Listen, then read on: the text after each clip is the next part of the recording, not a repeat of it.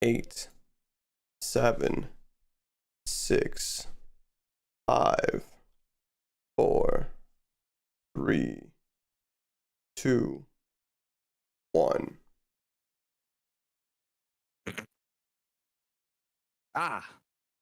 Feels weird getting used to it. I feel like we haven't been here in like what 14 days. Oh gosh.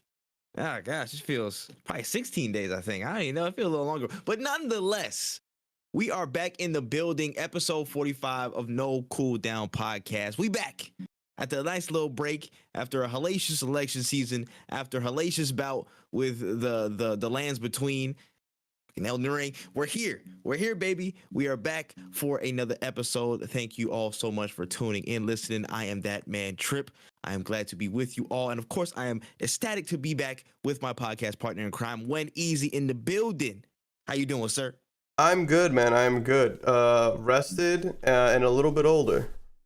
Yeah, just a little bit older, man. They know what I'm saying? Their birthday this week, came back off a little break this week, was traveling internationally, you know what I'm saying? Came back some Ragnarok. He been all over the place. He been doing this damn thing. Yeah, it definitely was. It was a lot. Your boy is tired, but there is no rest for the wicked. Mm-hmm. He's not wrong. He's not wrong on that, man. And you know what I'm saying? One thing we can't let rest is that damn star rating. So make sure you rate this 5 stars on all audio platforms. That means Spotify, Apple Podcasts. If there's any star rating on that you see, go check it. Go rate us 5 stars. Go share us around. Make sure you just type in No Cooldown. You'll see us right there in the gaming section on podcasts. We're also available on Stitcher Radio, Google Podcasts, and of course Anchor. And of course you can check all the video versions for full. Also now starting on Spotify, you can start checking the video versions out on that because we'll be uploading those in that way soon. And of course on YouTube at Wotaku channel. That's WOTAKU channel. That's WOTAKU channel. Now, with that being said, there's a lot of news this week. I ain't gonna lie, it's been a little bit. We got you know what I'm saying, it kind of accumulated and piled up, and we got a lot of stuff to talk about. So we got some stories in the warm up, a lot of main stories, some extra little trailer troll stuff, but we got a lot to get into. So without further ado, When Easy, are you ready, dog? Born ready. Let's get to it, man. Let's get to it. We back. All right, first up, the story of the week in the warm up section. Apparently, in honor of Sword Art Online, the Oculus creator Palmer Luckey claims to have made a VR rig that will kill you for real if you perish in the game you're playing. So, I mean, I don't know if this. Apparently, he said there was homage to SAO, but dog, is he for real? What's your thoughts on this? I don't see the purpose in it. Definitely one of those things where it's like, I understand you wanted to make it to see if you could, but I'm pretty sure we could have made it. I don't think that was necessarily something that we needed to research. Like, and now all he did was create the scenario of like, yo, what games you really gonna play on that thing to make sure you either don't risk death, or if somebody actually spawns in or clicks on the game, they're stuck in there and they actually have to complete it. Because if you put me in some wild shit like Fall Guys, what am I gonna do? Yeah. What am I gonna do? What am I gonna do in Fall Guys, bruh? A giant ass fruit comes my way and you blow my head off. That's not fair. I can't play any games. Yeah, I'm definitely playing like Animal Crossing if I have to. But the thing that sucks too is that like those games are so long. Like you'd be in there forever because they don't really end. So literally, bro. So you're assed out either way, bro. I see everybody online was like, bro, what if you just like you black out and you wake up in Caelid and stuff? You wake up in Limgrave and shit. You're just like, oh well, I'm just gonna kill myself. It's over. It's done. I can't do nothing. Very very out of pocket creation, I guess, Palmer. But you know what? For the lows, you created some good memes on Twitter for the interim. So I guess cool, but okay, bro. I don't know what prompted you to do it for real. SAO, we figured they could do it. But damn, bruh. Anyways, moving on to the next story, the warm up here. I thought this was actually pretty interesting when I saw it, but this is kind of like an old story from the 2000s that kind of came back around. So they were basically thinking of making a Grand Theft Auto movie way back when in the early 2000s. But here's the kicker. They wanted Eminem to be the lead role in the early 2000s. So apparently there's a story circulating of a friend of the OG Grand Theft Auto creators basically got approached by some dude in Hollywood that basically like, like, we want the film rights. We want to be able to make that movie. He offered $3 million off top. You know what I'm saying, to get Marshall Mathers in the in the lead role, and then a Top Gun director and Tony Scott to basically put it all together. So they kind of pitched it there. They declined, of course, because there was no GTA movie that ever came from it. But it was interesting to see that development even like happen? Like a GTA movie with Eminem in the lead role. How do you feel about that, bro? I don't know. Like I don't think I would have liked that at all, actually. And it's really just like Eminem. I understand he did a great job in 8 Mile, but like he just had to be literally himself. Like you want Eminem to be anybody other than Eminem? It's gonna be tough. Like unless the GTA movie is like, oh, Eminem got transported into GTA. I don't know how that's gonna work. Like I cannot see him in that context. Now I can kind of see the line of logic of where they're going because okay, GTA is a provocative, edgy, whatever product, especially back then with like GTA 3 and stuff like that around early 2000s. It was just before San Andreas. So it was that. So he wanted like up the edginess with Eminem in that role. Now, GTA on its own in that time period is already getting canceled, not being banned in Australia. If you put Eminem on this, I don't think we would have seen another GTA. We might not have seen another GTA if this movie came out, bro, because the U.S. government, the whole judicial system would have been on their ass. You know what I'm saying? How many lobbyists would have been on their ass? Australia as an entirety, country, society would have been on their ass. Like, I don't know if they would have made it. Eminem probably would have been fine, but GTA might not have made it. Like, they might not have made it through. So listen, I'm glad that they dodged the bullet. I don't want to see this man asking his cousin to go bowling and stuff like that. I don't want to see that. Listen, look what I'm playing it again. Look what I'm playing it. Jump out of car and stuff and just flail. Like, come on. I would not want to see that from any era of Eminem at all, bro. That's wild. I don't even want to see a GTA movie in general. Like, how would you even pull that off? That's a very specific, and I feel like it's too ingrained with what we've seen now to come off on screen. I think anybody who's like, we need a GTA movie, really just needs to go watch like literally any action movie. Like that's GTA like, movies 100%. Right there. Like facts. It's like, supposed to be submissions again one more time. You know what I'm saying? And just go put another movie like 1-to-1 on that, bro. Exactly. Like, I don't get it. I don't get it, man. The GTA games are based off of movies too. Like a lot of them are literally based off of movies. So it's like when you get Vice City and it's based off of Scarface, why don't you just go watch Scarface if you want a GTA? Like it's literally based off of it. So it's interesting to see a lot of people like the disconnect that people like see with the media. Yeah, 100%. But it's wild, bro. This man would have dropped the soundtrack would have been egregious. Would have been the most vile things ever said on any album, let alone a movie album. Hold that, y'all. Hold that. All right, on to the last story of the warm up. So this has got to be the wildest thing I've seen. This has got to be the wildest thing I've seen all week. So we get a new game coming through called I Am Jesus Christ, where you can basically step into the role of the carpenter himself and perform some acts and miracles as he did. Now it's coming out in Q2 2023, but a demo is apparently coming out in December on Steam, just in time for the holiday season. You can heal blind people. You know what I'm saying? Go through what? What do you think? I can't even get through. What do you think about it? What I saw? Go ahead, bro. Go ahead, man. I'm not gonna lie to you. Like, I know it's crazy, and I know it probably shouldn't exist. But let's hear about. Like, I'm just saying. Like, listen. I ain't never really like. I read the Bible as a kid, like just because I like stories. But like this, I would have definitely really, been more tapped in if I could do side quests as Jehovah. Like I'm just saying, like, oh my God. Like, yo, imagine the QTE of carrying the cross. That shit would kind of go hard. Like, damn, I fell over. Like that shit, you feel it, bro. Like I don't know, bro. You multiplying the fish and bread like it's a Sims mini game. You press the buttons like you in the herbs. Like they're just like, yo, Jesus, we need some food, and like you gotta walk through the crowd and like talk to people. They're like, sorry, Jesus, no food. And oh my gosh, that's good. Like that. You walk on water, like that's crazy. Like you unlock that power at a certain point, so then when you go back to the other areas, you walk across lakes and shit to find collectibles. I don't know what the collectibles would be. I don't know, man. Just carpenter tools or something like that. I don't know. The apostles, you gotta find them all in the environment, like the Dalmatians in Kingdom Hearts. I don't know, bro. I don't. the tutorial would be like Adam and Eve, bro. It just writes itself. I'm just saying, like this. You're just Adam, and you just because you're a human, you're learning how to walk and all that shit. I'm just saying. This is different. It's different POVs. New area discovered. Nazareth. Like what? Like they go what? You gotta do a synchronization from the top of the motel and stuff.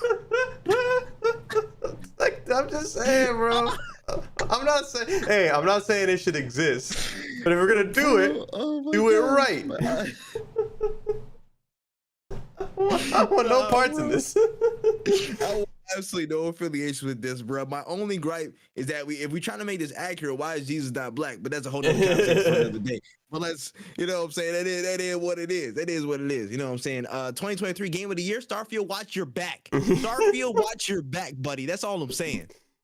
Jesus Christ, come. I'm just saying, if you don't vote for the Jesus game, you're going to hell. I don't make the rules. I don't know. There's no Doom Eternal that's coming out this year or next. So what's going on? You got no options. You got no options. You got no options.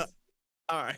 Moving on to the main story. Before we damn our souls. Yeah, no, for real. So let me do Hail Mary real quick, boys. Let me go to the main stories, man. Let's get into it, man. Let's start off hot. We got to start off hot, man. As you all know, in the interim gap between the last podcast and this episode, God of War Ragnarok has dropped. God of War Ragnarok, as I like to dub it very often. It's released to the masses. It's out now. And I know that I've tried the game and I've started a few hours in. I know that Wen has had several hours in because he did a long-ass stream this week. So, I mean, we got to talk about it, man. Wen, how are you feeling about Ragnarok so far? This shit right here. Yes, sir. Yeah, this shit right here, amazing actually. Like I had 3 games planned for this stream, and I'm happy that all of them fell through. I played the game for like 8 hours. I honestly could have kept going. It is insanely good. I don't want to say, you know, like I don't want to jinx it. But I don't know. I don't know, man. It's gonna be. I don't know how Jeff is figuring it out back there, crunching the numbers. But I'm gonna need to see. The score sheet if something don't come out. Like if God of War don't win, I'm gonna need to see the score sheet. I'm gonna need to see the breakdown. I'm just saying, bro. This shit is crazy. I just want to speak on a macro conversation for a second. To all the people out there who said Elden Ring was going to sweep it from March. And you know what I'm saying? They was like, I don't care what come out. God of War could come out this year. This, that, could third come out this year. Starfield, Elden Ring sweeping it. Now, I will also speak on Elden Ring at another time. We can speak at close to the end of this category, to the end of another category coming soon. But,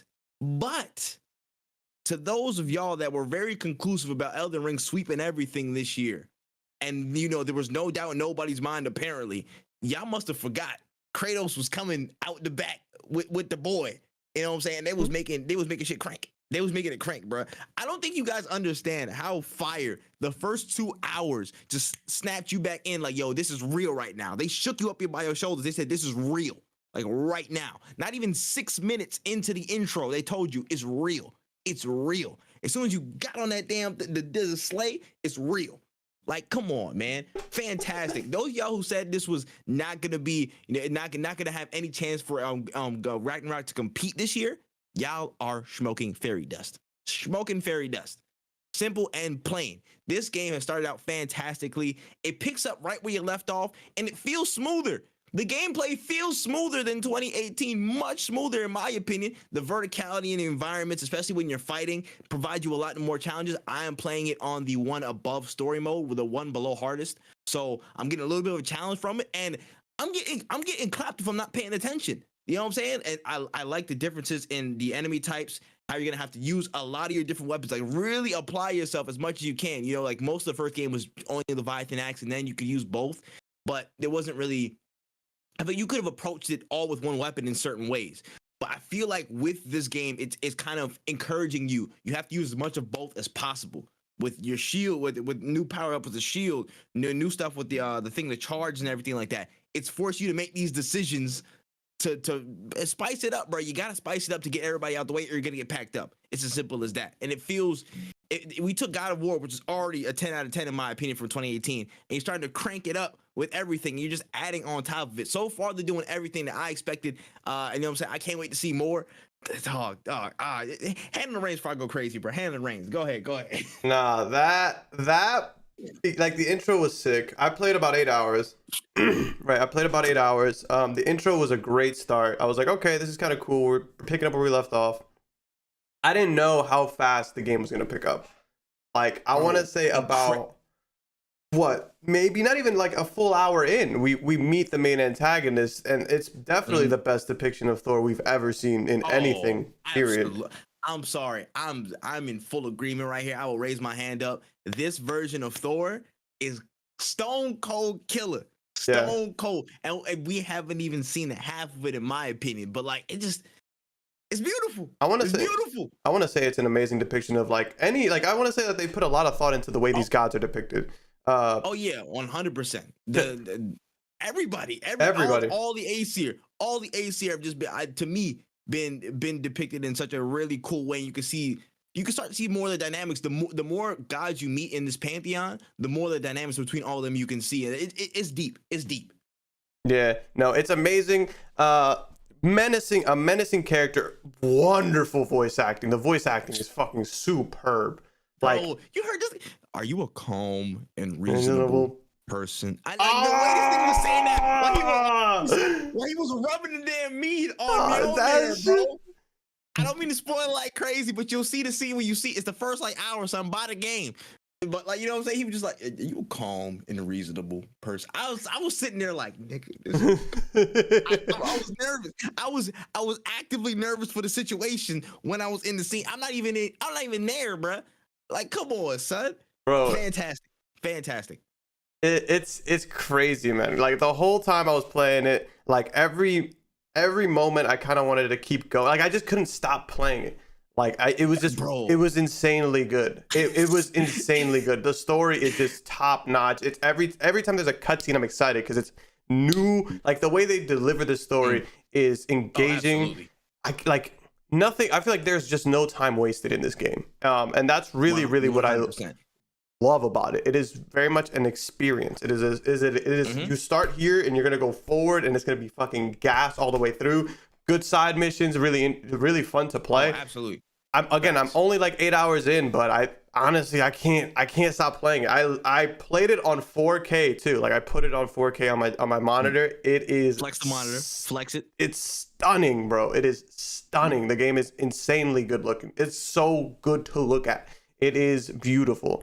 And that's on a PS5. I can only imagine when they drop it on PC. Like, it's insane. I'm a huge fan. 4090 before then. I need to get a 4090 before that point. Yeah. Oh my gosh. But yeah, like, dog, like the first stretch, I think I played about like 6 or 7 hours. I'm close to you, I think, relatively. I had to stop watching you at some point because I think you got to where I was, and I was like, all right, I'm going. Let me dip out because I don't want to spoil myself. But that 6 or 7 hours was so compact. I know I could have stretched it to like an extra 30, 40 like hour potentially just by exploring everything to the fullest extent. Because there was one chest I missed in a certain area I had to go back for. Like, I know I got to go back for it at some point. I'll probably do it off stream, but like, they provide you the bounds of where everything was set previously. They do the reset up and everything so well, and then they don't spare a moment. They don't spare a moment to waste. They give you right into it. Hey, listen, there's this side quest, but it does mean something to a certain person. You know what I'm saying? Here's this main story. We progress it this way. There's these things around the map. You can see them. They might need to be unlocked with something later, but you can come back to it. You know what I'm saying? There's a lot of different things that set you up with, bro. It's an on ramp to like 1,000 miles per hour, and I'm loving every second of it, bro. The ability to just come back in and being a game that's a sequel. The hardest burden to bear is to build on what you established in the first game while also taking it to another level. And they have to do this narratively. They have to do this gameplay wise. They have to do this from every aspect. You have to add something on top that's significant. And I think they started off very well, in my opinion. I have to finish the game, you know what I'm saying, to get my full conclusive thoughts. But damn it, that's how you start a sequel. No, that's how you start a sequel. It's an amazing game. Talk about no contest this year for game of the year. Suck skin. It is suck skin if you thought that. It is a very tough contest. It's a dog fight, man. That's not even no, man. We'll talk about that later in the category. But yeah, that's all I got on this topic though. Fantastic so far. Mwah. I love it. I love it. Ah.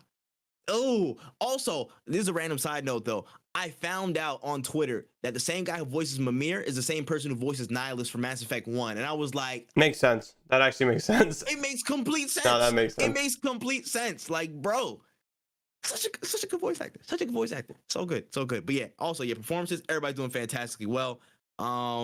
Anything else that I gotta say? Oh, man, listen, shout out to the dogs, them. That's all I'm saying. Shout out to the dogs, them. That's all I got. That's all I gotta put out there, man.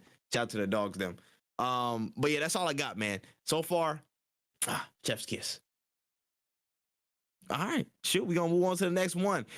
So in our next story here, Volition, the team behind the rebooted Saints Row game, are actually being transferred within the Embracer Group, as they will go from basically getting resources and serving under PlayOn, formerly known as Koch Media, to developing games under Gearbox Software. So after a noted disappointing and slightly polarizing reception for Saints Row, Volition are said to basically be benefit from this operative group change to give them all the resources they need to succeed in future projects with more of a U.S. North American based team under the helm.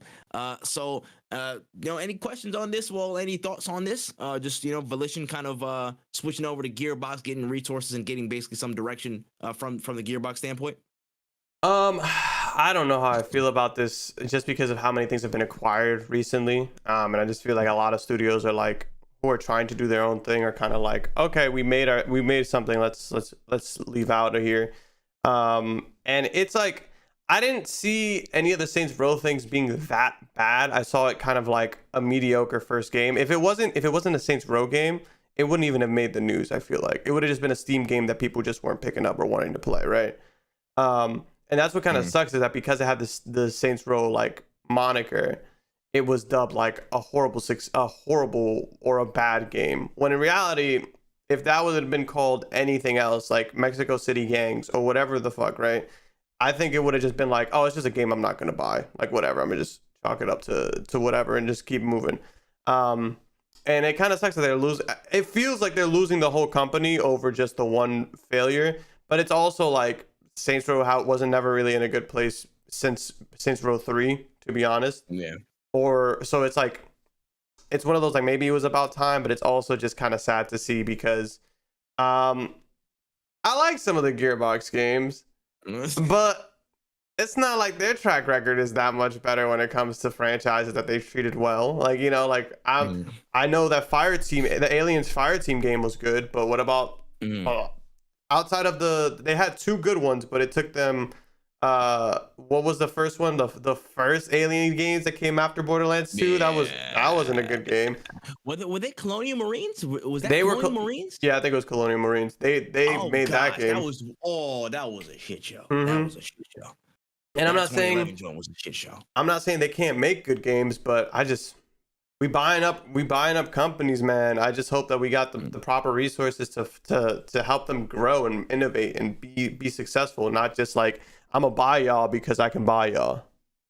Yeah, nah, I agree 100%. It's gonna be weird seeing again all this movement, especially from the Embracer Group. They've been moving like lightning, trying to get everything reshuffled and moved around. And to kind of add on to this story, we heard another report, basically in the past couple of days, that the IP for the Risk of Rain franchise has been fully picked up by Gearbox Software in accordance with the Embracer Group, with the OG dev team Hapu Games. They're not going to be doing any more work on the series, so basically the entire franchise that's been published by Gearbox is taken basically under its wing full time. So they'll be developing stuff for the future in that line of games. After a heartfelt note to the fans, Hapu Games basically they now bowed out of development cycle. They basically been working on other things. It's been met with some different I guess reception and correspondence, but kind of overall it is what it is. So I mean, thoughts on Risk of Rain going to Gearbox as well? I'm not a big fan of this because I feel like the team that made Risk of Rain. Like, they made this game as good as it is.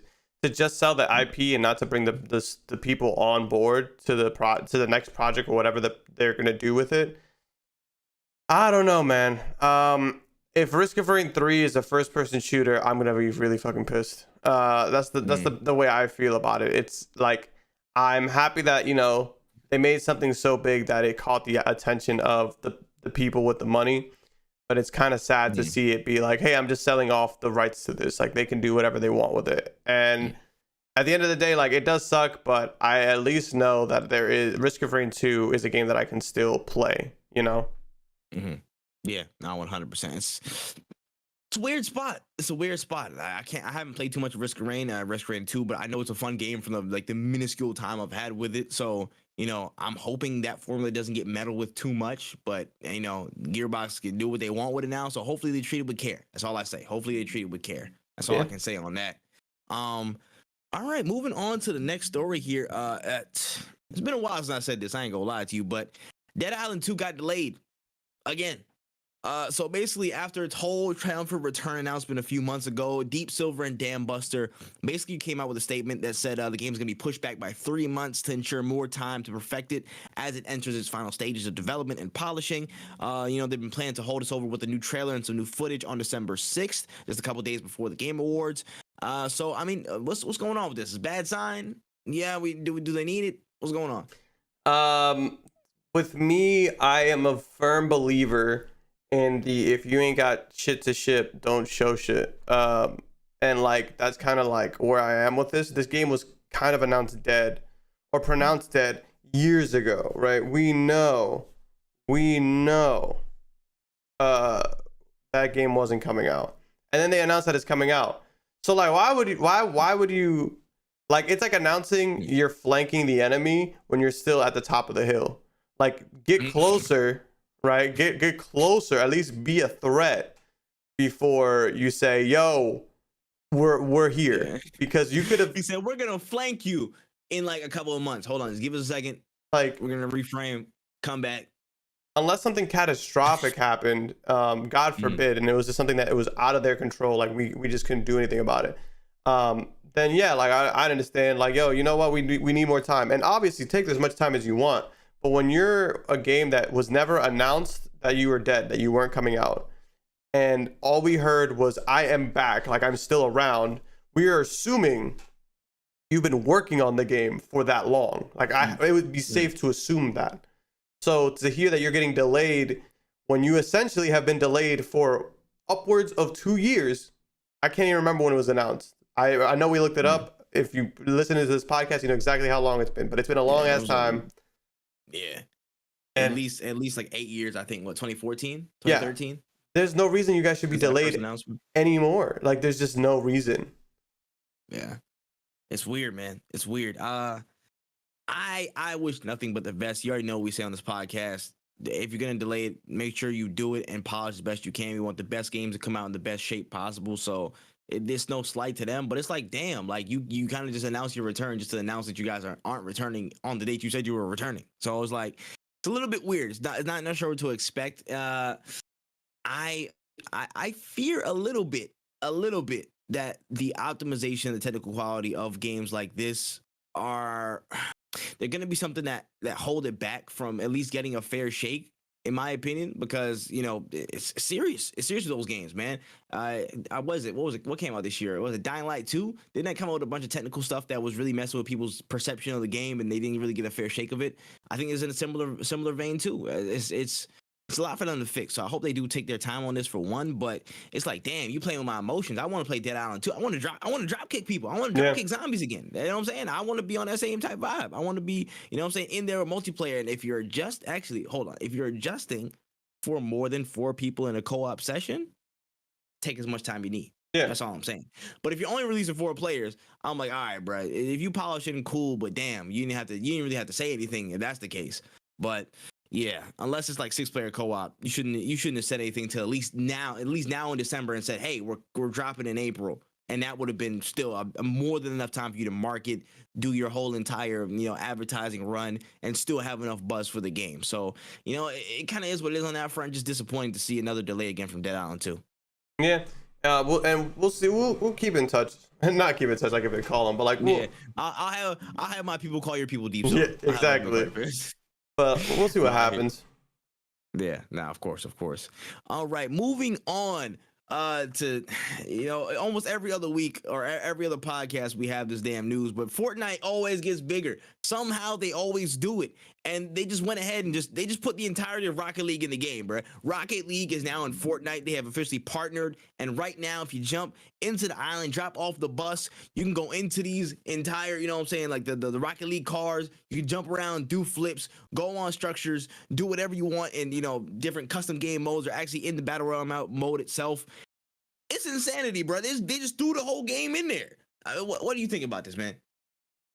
Sure. Like, they don't care, man. That game is insane. Shout outs to them. Shout outs to Rocket League. I love that Epic is combining their franchises in ways like this, because it's actually really fun to migrate a community into another game. Like, if you're a Rocket League fan and you're not really that big of a Fortnite fan, this might be the little step you take to playing that game. Or if you're a Fortnite fan and you're like, whoa, these Rocket League cars are really fun, maybe I should try out Rocket League.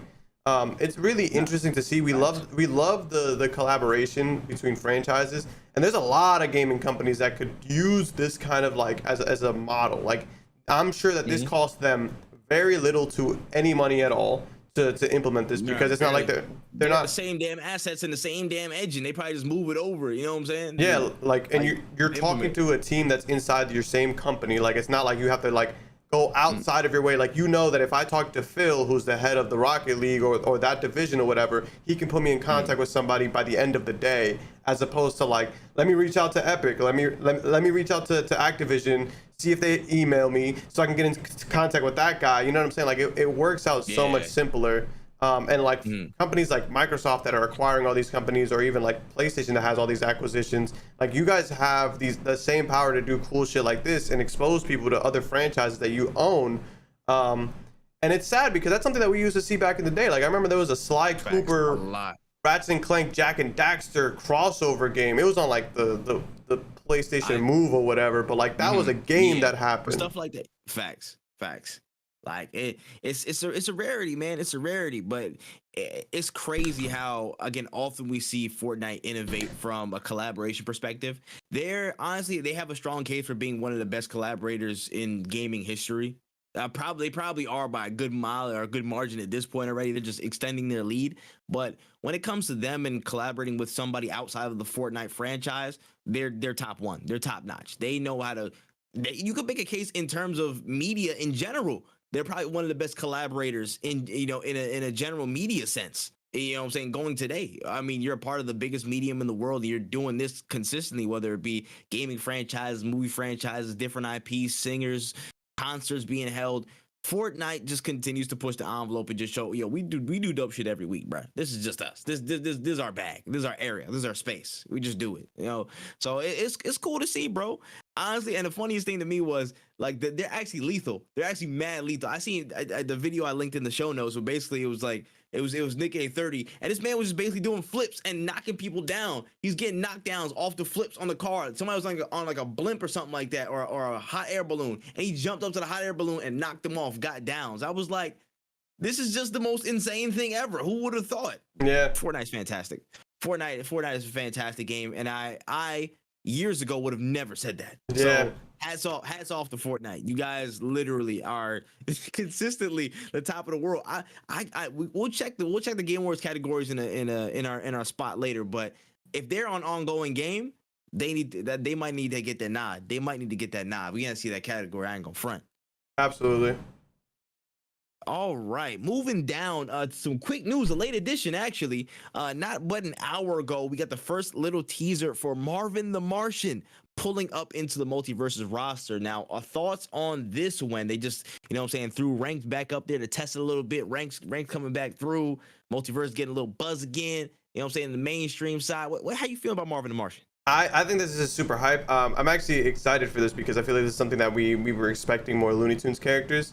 I personally can't wait for Elmer Fudd, but I'm happy for the Marvin Martian. Yeah. Marvin the Martian. I can't speak today. I'm really excited to see what his kit will bring. I'm assuming it's gonna be like a mage, kind of like a Rick kind of deal. But I think that the way that they've made these characters, they're so fun. I remember Black Adam came out not too long ago, and I was having a blast with Black Adam. So I honestly can't wait to see what they have in store for us. That team is working insanely hard, and they're keeping up with the content. Ridiculous. And like the ranked mode is coming out soon, so I might have to make my way back to Multiverses if my heart can take it. Hey, listen, yeah, I probably got to tap into. I ain't gonna lie, and I could definitely see him being like a mage build. Like they just add water, all of his Acme shit, all Yep. of his like you know what I'm saying, like his Martian tech just add water. It's a whole new like you know what I'm saying, like just throwable or something like that. That could be a cool thing. But Marvin the Martian again, goated. Probably part of one of my favorite cartoons from that era. You know what I'm saying? Shout out to Duck Dodgers in that joint. Um, yeah, where's Daffy? Where's Daffy and Duck Dodgers? I need a Daffy Duck Dodgers joint immediately. If we doing Marvin the Martian, we need Daffy. We need Duck Dodgers. Hold Yeah. on, we need to actually fix that up. Player first, if you listening, you need to fix that up. Hold on, we need to get Duck Dodgers in there ASAP. I need that with the Tom Jones theme song and all that, bro. I need everything. I need the whole set. I forgot that he did the theme song. That was a crazy theme song. That was a banger. That was a banger. It was a banger. It was a banger. I was singing that. I didn't even know it was Tom Jones like that. I was freaking like 8, 9, 10. I was singing belting my lungs out, son. That was Classic. an amazing show. Absolute super underrated show. Super underrated show, 100%. But yeah, that would be dope. But Marvin the Martian sounds really interesting, and I can't wait to see what Multiverse does. Again, they haven't done too much wrong so far, if any. So listen, carry on. All right, moving down. We got another story here. Hogwarts Legacy. They conjured up some gameplay and some new looks at the experience in this 45-minute showcase that dropped in the interim between the last episode, highlighting cosmetics and customization for characters, the scale of the school, which is like huge as hell. There's a bunch of notable locations that can be almost entirely accessed in the game. A lot of accessibility in terms of being able to see different areas of the Hogwarts and some of the forest areas and stuff outward of that. A lot of dialogue options with potential impacts on characters and endings. A class system, basically not like a class system like Mage Warrior but classes like how are you going to actually go to classes. They basically explain how it'll be fit into the main story, so you'll go through missions and you'll be able to go to certain classes, and you'll have side option classes where you can go upgrade your skills, upgrade your spells, do little missions on the side and stuff. Pretty cool stuff. And then they also have a dueling club to gain skills and train, have some different combat scenarios as well, and a whole bunch more. When Hogwarts Conflict Legacy, how do you feel about it now? Every time I see things about this game, it just makes me hate J.K. Rowling even more. It's one of those things that I am still not buying the game, but no, I'm not even gonna say that. I'm still not buying the game. It is very much looks like allegedly. Yeah, it looks like a sick. If I play the game, it plays, but I didn't buy the shit. So it looks really, really good, and it's like insane because I don't really even see games being developed like this anymore. Like this is one of those like. Yo, we're adding as much shit possible into the one game. Like usually it's like we'll add some shit here, release it, add some shit for the DLC, or add some shit in the part 2. But this is something that feels like it's stacked. Bro, it looks insane. If this to me, it feels like some Witcher 3 type shit. I ain't gonna lie, just from the look of how much is there and how much area you can actually traverse. It looks ridiculous, bro. Just to get the hot topic in the room. The hairstyles and customizations, especially on black characters. Mwah. Shout out to the black dude that was there in the video just going through. Because I know he was putting good word in. He was putting good word in to get people on the team to come fix some of this up, bro. Industry, I need to be taking a look at this. Taking a look at the people over there doing the good work. Because listen, all the hairstyles and stuff look fantastic. They look actually like really, really accurate. Some stuff I really want to, put on that can embody what I look like in real life, throw me in there. So that's dope. Customization was fantastic.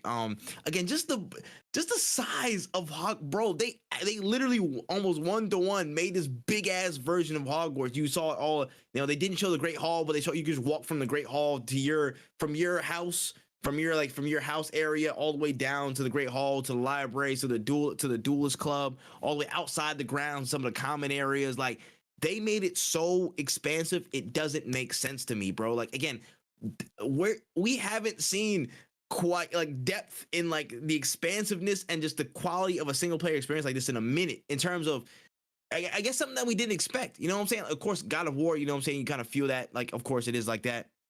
Elden Ring, I think it is like that as well. But just from an IP that we didn't expect to have this level of depth, it looks like it has that depth in spades. And I'm just like, oh my gosh. I'm not saying I listen. I'm very conflicted right now Yeah. because J.K. Rowling ain't shit. She can kick rocks, but this game is fantastic, and I low key want to support these devs, but It's the catch tough. 22, the catch 22. Listen, we're gonna find a way to play it somehow, allegedly, but it looks fantastic from a neutral perspective, just looking objectively at what we're seeing in the game's delivery so far from the information that we've been given. It looks fantastic and a genuine contender for game of the year next year, in my opinion. 1000%. This looks like it could be game of the year. It'll be one of those game of the years where like I didn't get to play, so I have to like accept what people say. But it definitely looks really, really good. Yeah, listen, 23 gonna be a stiff year in terms of competition for game of the year. I tell you that. And Hogwarts Legacy putting his hat in the ring, or that one ass weird hat that told you your house. I don't know what it's called. I forgot. Don't worry about it. I know lore from Harry Potter. Anyways, moving on to the next section. The trailer trove got a good amount of stories about all the movies and stuff from this year. There is some stuff to talk about, but real quick, we just gotta put in the blurb. You know what I'm saying?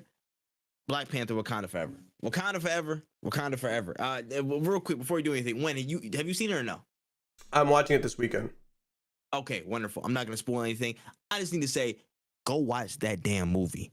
Go watch that damn movie. I think we probably should do a spoiler cast like we do some of the big Marvel releases, but we probably had to map it out at some point. We'll have to call in, the Audible from Choss in the next week or so. But I'm just telling y'all, go watch that movie, bro. Go watch that movie. I will say this, given all the circumstances and everything around the film, what happened with who, what, where, this was one of the best ways a sequel with this level of circumstance has been handled that I've ever seen. Really, really good film. Enjoyable. I almost got choked up. I almost had to get a tissue, you know what I'm saying? I almost had to get the Kleenex out. But we'll go again. We'll watch it soon at some point. But fantastic film. E-Bombay. Watch that shit. Anyways, moving on to the other categories and news stories from this week. Out of the blue, out of nowhere, bro, Studio Ghibli just announced that they have an upcoming project with Star Wars, of all people. They just like, hey guys, we're back and we're doing something with Star Wars, and everybody's like, what the fuck? But with more context and news updates, we got the official confirmation that they're gonna be working on a story based around the adventures of Grogu, aka Baby Yoda from the Mandalorian series. So thoughts on this collaboration, this content, the focus, what's going on? I think that it's sick. When I first saw it, I immediately thought of Star Wars Visions, and I thought, I was like, man, maybe they're doing something in that aspect. But obviously, a legendary studio handling a legendary franchise, only good things can ensue. I don't even like to speculate with this kind of a thing because I have no idea where they could go with this. But I think that this is going to be whatever they do. I think it's going to be super sick, and it's going to be it might be the final straw on the camel's back that causes Wen to get Disney Plus. Bleach was almost that straw, but we have Hulu, so we clutched it up. We didn't need it. But right there, said, it's getting real fucking close. No, I hear you, son. I hear you, man. The only thing I can say about this is that this movie's gonna be so adorable, my eyes are gonna melt. It's just gonna be ridiculous. It's gonna be ridiculously adorable. I'm not ready. I said that very aggressive, and I mean it like that. It's going to be aggressively adorable, like crazily adorable. It's not gonna make any sense how adorable it is. But again, what more can you expect from Studio Ghibli and Star Wars but a solid project? I won't even put on no thinking cap or whatever it is, bro. Grogu's gonna be great. Whatever they put is gonna be great. I think it's gonna be a solid film. Either way you turn it out, and I'm very, very sure that Star Wars is giving Ghibli the room that they need to make a film in their style, but also again show respect to the brand that they've set up in terms of Star Wars. So good stuff can only ensue. I'm in full agreement with Wen on that. Moving on to the next story here. So it seems that we're getting the next step in Sony's Spider-Verse on Amazon Prime. as Silk Spider Society is set to release as a miniseries and the first of a multi-series deal with Sony and Amazon Prime. Now, it's being led by former Walking Dead showrunner Angela Kang and executive producers Chris Miller and Phil Lord, who served on the Into the Spider-Verse film, as well as Sony's head honcho, Amy Pascal. Of course, the series will center around Cindy Moon, aka Silk, with some potential links to other Spider people in that lane that they are building up over time. So, thoughts on this project? It looks interesting. That's about as much as I could say. I tend to not steer clear of, but like when it's like Spider-Man and it's not Marvel handled by Marvel, and I'm not saying that people who aren't in Marvel can't handle a good Spider-Man show. It's just one of those things where it's like I wasn't necessarily super interested in Silk. I've read the first comic. It was actually pretty sick, but I was just like, it's pretty cool. There's just so many Spider people that I just feel super overwhelmed by the sheer amount of them. Yeah. And it's gonna be one of those shows that it's gonna have to prove itself for me to give it like the first viewing. I'm gonna have to hear some good things before I'm like, all right, I'll dip my toe into it. Yeah. Nah. This is a weird spot because Sony and Spider-Man right now don't sound good to me. It don't, because the last thing I remember is y'all trying to set some stuff up with Morbius, and whenever y'all mention that name, I can't believe we somehow got over him in the internet. I can't believe he did. That meme just died out at some point. I thought it was never going to really die out, at least for a good another 5 months, but it just disappeared, which is fantastic. Don't bring that back. It's hard for me to see what's going on, but given the track record of the showrunners of Angela Kang, the Spider-Verse crew, and Amy Pascal having direct hands into this, I think there could be potential for it to be a really good show, actually. Especially with the Spider-Verse people on there, if they can bring that level of expertise and just influence onto the project, I think it can turn out to be something decent. It can really add some shine to something that I think on face value could be a little bleak for some people to basically digest in what might turn out or transpire from the show. But again, you're really trying to set all this other stuff up. What's it called? The other Madam Web is also going to be on that side of the things. I don't know if it's going to be connected to that stuff as well. You know what I'm saying? Madam Web is a whole nother kettle of fish that we got to talk about another time. That is going to be an absolute whew. But aside from all that, Silk, again, a pretty interesting character. So it's something I don't know too much about, but again, it's another side of the the Spider-Verse, so to speak, and being able to connect that. I think based on the showrunners, this has potential to be something really good. I'll give it a fair shake, but I'm not the most excited. But I will give it a fair shake, and I think that's the most important thing for stuff like this. I'm a sucker for Spider-Man stuff, so I'll give it its just due. We'll see. Yeah, you let me know how that goes. All right, I'll try. You be staring clear. My man said, "No, I don't need more service. Don't have the time for that." Oh, man. We'll figure it out, man. We'll figure it out. All right.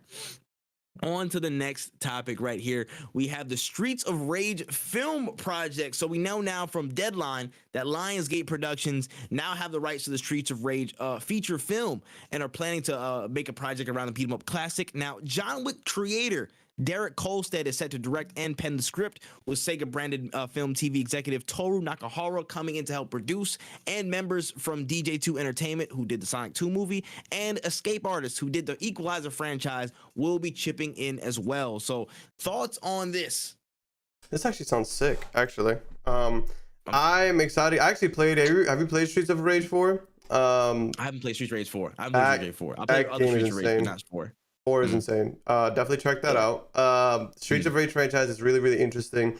I'm excited to see what comes of it, because I'm actually a huge fan of Streets of Rage 4. It was a really fun time. Me and my girlfriend played that game. We started it on hard mode and didn't realize it. And we were just too stubborn to switch, but we beat it on hard mode. Shout outs to us. Can't believe that actually went through. But ultimately a really, really good game. I think that it is gonna be, I think it would adapt to the screen very well, because the story is simple enough to be told in under 2 hours, or in 2 hours in general, but also gives enough depth for people to actually give some range for the actors to actually show out. I think that this is really sick. I hope we get like a whole slew of games. There's so many classic games that I would love to see told into a movie format. Like Streets of Rage automatically makes me think of Final Fight, which had a really interesting storyline, because like it led into the Street Fighter universe, and we're not gonna touch that That's a movie lot. That's a universe. whole lot of shit. But it could be one of those things where it's like, okay, people like people like Final Fight. Maybe we could start implementing some Street Fighter stories. Like, Mm. I think that this is a good. This is like one of those games that it's like this could be a great film. Um, Kind of like a game like Hotline Miami, where like story is there Oh enough yeah. to be a good movie and short enough to be a good movie, as opposed to something like Mm. Metal Gear Solid that has like 12 hours of cutscenes for one game. You know? Hmm. Yeah, no, 100%. I feel like speaking on again the team side of this, this is a really well equipped team to handle a game like this, in my opinion, because of the level of action that's involved. I mean, when you think of John Wick, you just think of nonstop action, fantastic and creative ways to display fight scenes, and I feel like that's well suited to how what's it called, Streets of Rage just generally is as a franchise. So Derek Kolstad, I think, is well within his realm to pen something and direct something of that nature, for one. And of course, people coming in with the video game sense, of course, the actual the lore kind of experts, the people from Sega themselves, you know what I'm saying, just making sure things are tip top in terms of accuracy. Having that on that end is very good. And the escape artists as well, the Equalizer franchise, they did 7 pounds, you know what I'm saying, like they have some really good actiony, you know what I'm saying, action drama. They have a good range of basically stuff that they've done in terms of their resume. So having people from escape artists is good as well. I think probably out of all the stuff that we've covered, this is up there with probably like the top 3 or 5 most well-equipped teams to handle the IP that they're tackling, in my opinion. Like, everything lines up in my head with who's on the team and how we know the story of Streets of Rage and how we know Streets of Rage plays and the experience of it. This could be a pretty solid hit. This could be a pretty solid one that definitely, you know, hops over the line of video game adaptations that actually make it to be a decent film. Yeah, I definitely feel like we're in a really. I feel like this is one of those like we got the all-star team together for this Yeah. moment. The planets might definitely align on this one, bro. I think I gotta tip this one to be one of the better projects that come out in terms of video game adaptations in the next couple of years. But you know what I'm saying? We'll talk about it. But all right, moving on. I don't know how I feel about this news, but apparently Netflix is in the market to create a brand new universe in a similar ilk to American Horror Story, but with the serial killers and monsters being marketed on their programming now with the Monster series. Now, with the success of course, the Dahmer Netflix show, it seems that they ordered 2 more seasons of the Monster series with basically covering other serial killers and whatnot. Apparently, John Wayne Gacy has been tapped to be the most likely candidate for next season's focus. They want to make a universe with all these folks. What do you think about this, man? No, like there's like a certain extent I feel like true crime TV shows and movies can tap into before I'm like, this is starting to lose the point of talking about these things. The issue is when I watch things like Dahmer, like I don't want these shows to humanize these people. I don't want to show the reasons they like. I want them to say the reasons that they do it, but not to make it seem like an excuse. You know what I'm saying? I haven't watched any of these shows because I know what happened. I watched one documentary and I was like, okay, I know who this Jeffrey Dahmer dude is. And then after that, I was kind of done. Like I didn't need anything more. Yeah. But the way we're kind of like making it out to seem, it's almost as if like these people are either 1, celebrities, 2, myths, or 3, just like misunderstood people to an extent. And I don't like any of those 3 options. Like I think we should call them what they are, which are like these people are monsters, but that's not like now it's like a title now. Now it's a franchise. Like, oh, we got the monsters. Like that shit is, I hate it. These people actually hurt real people and real life stories. And imagine like somebody murders your loved one for no real reason, and no excusable reason. And then now Netflix has made a killing off the story of your dead loved ones, while also being like, we're gonna do this for everybody. Like these people don't need to be this. We shouldn't be praising these people. We shouldn't be making shows about these people. They should be in like a documentary or an informative setting where we explain to y'all why these motherfuckers are horrible people, and we keep it pushing. Not fucking let me live with Dahmer for 12 episodes. Fuck that. Yep, 100%. And somebody mentioned it in like one of these Twitter threads or whatever. I was reading through and just like reading up more on a story, and it was like, that's why, like, you know, Mindhunter would be cool to put these people on, but they would never do it because Mindhunter actually paints them to be, you know, like wild nut ass people. You know what I'm saying? Like, just shows the actual true nature of them, not monsters, not really anything relatable. Just isolates them and shows them of how they were, like killers, bruh. You know what I'm saying? The detestable motherfuckers, bruh. That's it though. But that's a different topic. This upsets me for twofold reasons. One, the reason you mentioned. We should not be romanticizing any of these fools, bro. They killed a bunch of people. They've ruined a lot of families' lives. Let's not make a series out of them just because they made some money for a documentary. You know what I'm saying? Let's not do that. Let's please skip over that.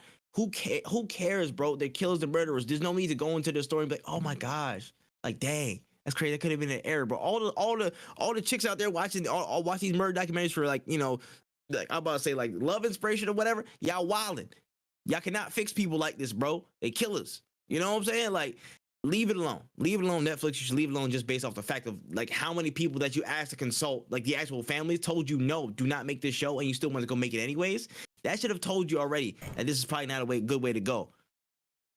That just from a company perspective shows that they're desperate to really get something that hits big numbers. They're here for the numbers. They're here to keep people on the platform. They're here to do that thing. They were all raving about how this was sold, like it had like 1 billion sales or 1 billion views or whatever the hell it was, and it was in ballpark range of what's it called, Stranger Things, and the other show that was on Netflix that premiered. But basically, it just shows, like, yo, you don't care about these people's families. You don't care about actually portraying these things accurately. You're just here for romanticizing the horror, romanticizing the murder, because that gets views. Whatever, it is what it is. Second reason why I just dislike this in general, we got to stop with the universes, guys. In real life today, there's enough evidence to suggest that there is multiple universes in our real life today. That's already an overwhelming thought. So for me to go into one movie that I don't even know nothing about, and then you tell me that there's a connected universe where there's 8 other movies that you got to watch just to get somehow sped up, you know, brought up to speed on that, and I don't care too much about the movie in the first place. Overwhelming. It's overused, bro. It's not even warranted. When in the hell was there overlap between John Wayne Gacy, you know what I'm saying, and what's the name, and Jeffrey Dahmer? Besides maybe like one random ass convention, I guess. I don't know. What's the point? What's the point of a connected universe in things that have no business being a connected universe? Like, what the hell? You have Joe from You know what I'm saying? Random stalkers and stuff like that just in the connected universe in the corners, like, hey, John Wayne Gacy, nice to meet you. Enjoy your work. Like, they never did that. It's funny. It's funny because it's like, where are we going from here? You know, like what's the end game? What's the serial killer's end game? Is it a Thanos of serial killers? It's like a giant ass, like, it's like a cop in a department, like, you guys are gonna go to jail. And it's like, yo, we gotta stop them or else we can't commit our crimes anymore and shit. They all come through like a random ass portal and stuff. You know what I'm saying? I like serial killers assemble. Like, nigga, what? That makes no sense. Like, I'd like to talk to you about the serial killers initiative. Like, it's a serial killer with an eye patch is coming in and he's like, listen, I'm assembling a team. Like, nigga, what do you mean? There's no team for serial killing. There's weirdos, bruh. They just kill people. It's the CIA, and they're like, we need to keep the police budgets high, so it's a contract. This is insane. Oh my! They signed, what's her name? I'm about to say Amanda Waller. They put her in there. Oh my gosh! The Serial Squad. The Serial Squad. Oh my gosh! This is, please, for everything that's good in this world. If you do not need to make a universe, don't do it. Yes, we understand that universes make money, but if it makes sense, yes, it does. Marvel has enough IP to make a connected universe because that's what they've been doing in comics for damn near 40, 50, 60, 70 years. DC, the same thing. Star Wars, you can even argue, yes, because it's all connected, just different eras of the same timeline. You can do this crossover stuff like that because some people did it at the same time. Hell, you could do certain other Marvel property, Power Rangers and Teenage Mutant Ninja Turtles. I'll even allow that. At least they was rocking folks in a fun and whimsical way. At least they was doing that. What the you know what I'm saying? Like, it's weird. I like some of those documentaries, not really, but just for the joke. But what the fuck does it have to do with a connected universe? What does it have to do with it? That's so funny. Oh my gosh, it's just some bullshit, bro. Netflix, yeah. Look what the money make a bitch do. Look what the money make a bitch do. It's nuts. Anyways, moving on to the last story of the trailer trove here. Hollywood definitely got the chainsaws up for this one, as Netflix has officially partnered with the Coalition to develop a live-action film and subsequent adult animated series for the Gears of War franchise. Now, there's some buzz around this from fans and actors alike. We even saw Batista suit up and say, "Hey, listen, I need to cast me." So this could be an interesting video game film to look into, man. So thoughts on the potential of this project, and Netflix kind of taking over the helm for Gears of War in more of a TV sense, TV and film. I think it'd be cool. I think it's a pretty solid franchise to use. Games like this, like something that's similar to like a Doom. I don't know how they would do Doom, but like I think with the Gears of War, these characters have enough personality to be able to translate it to a pen and paper. I am excited to see. I think Batista would actually be a really good person to put into this TV show or film. I actually agree. There's a lot of people who I think would be very interested. Maybe even get a Henry Cavill cameo or something. Cause I know he's a huge gamer. It's not really fantasy and magic, but it definitely I feel like he knows something about Gears of War. Yeah, he's got to know something. He's got to know something. Nah, for real. I'm like, in terms of actual game franchises, this is the one that I think it could easily be a movie. This is one of those ones that could easily be a movie, honestly. If you get the CGI and the characters right with the Locusts and Queen Mira and stuff like that, General Rom, if you get those characters right in terms of how they're displayed, if y'all can go, I'm not saying go like Pirates of the Caribbean level, but y'all need to be in that ballpark of being able to display some of those characters like a General Rom and stuff like that to get the facial expressions and everything down right. You know what I'm saying? Mm-hmm. I think that it could actually be a good movie, and the casting as well needs to be right. The writing, oh my gosh, I know the writing wasn't the greatest in the game, but like, you know what I'm saying? Like there needs to be some substance there as well. But there was some good story in there, man. There's some damn good story in Gears of War. The funniest thing is though, I was talking about this the other day with somebody. I think it was Groovy J. Shout out Groovy J. And he was like, bro, look up the actual character of Coltrane. Or somebody was like, look up the actual character of Coltrane. It might have been Jin. Shout out to Jin Singh. And he was like, go Google the voice actor for Coltrane right now. And while do it when Google him. I'm about to say, and then while I'm saying that, it's weird because again, you think of all these Gears of War characters as like, Husky, the burly, the big dudes and stuff like that. I feel like some of that is needed. Maybe it isn't. I think it is for the essence of this game. There it is. I was stalling for that moment. You see how accurate that man looks? Yeah. In terms of Coltrane, you don't need nobody else. In terms of Coltrane's already casted. That's him.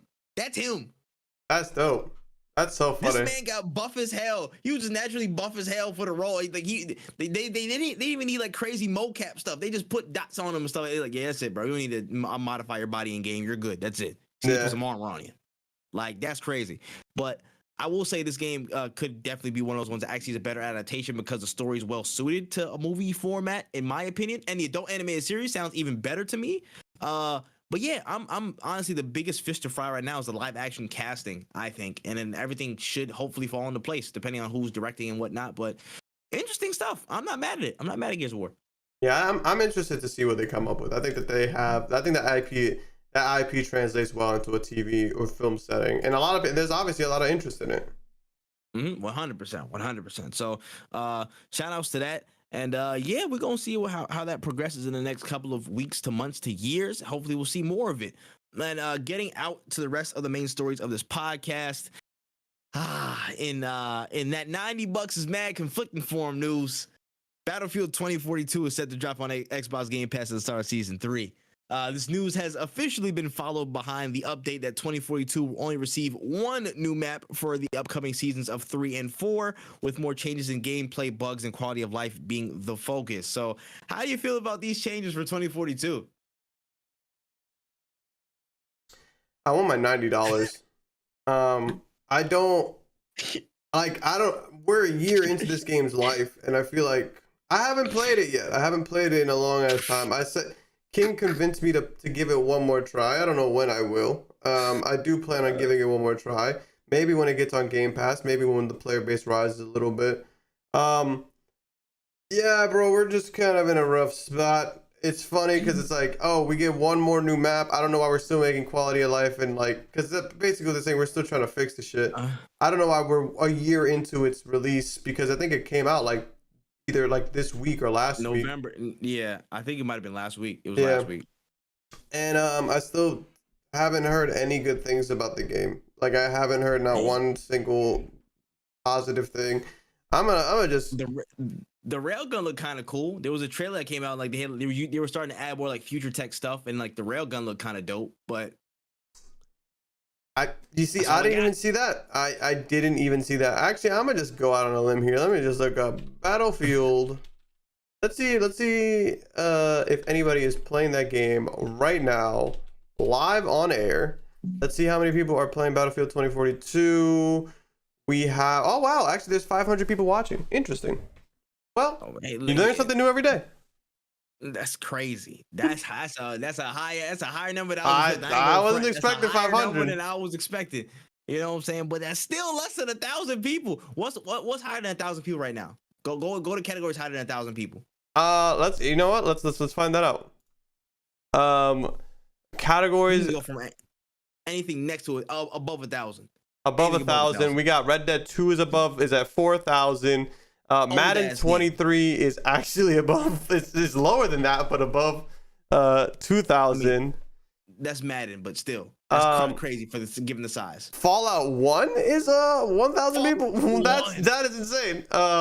It's kind of embarrassing for anything under it right now, but let's just keep looking. Hollow Knight is at 651.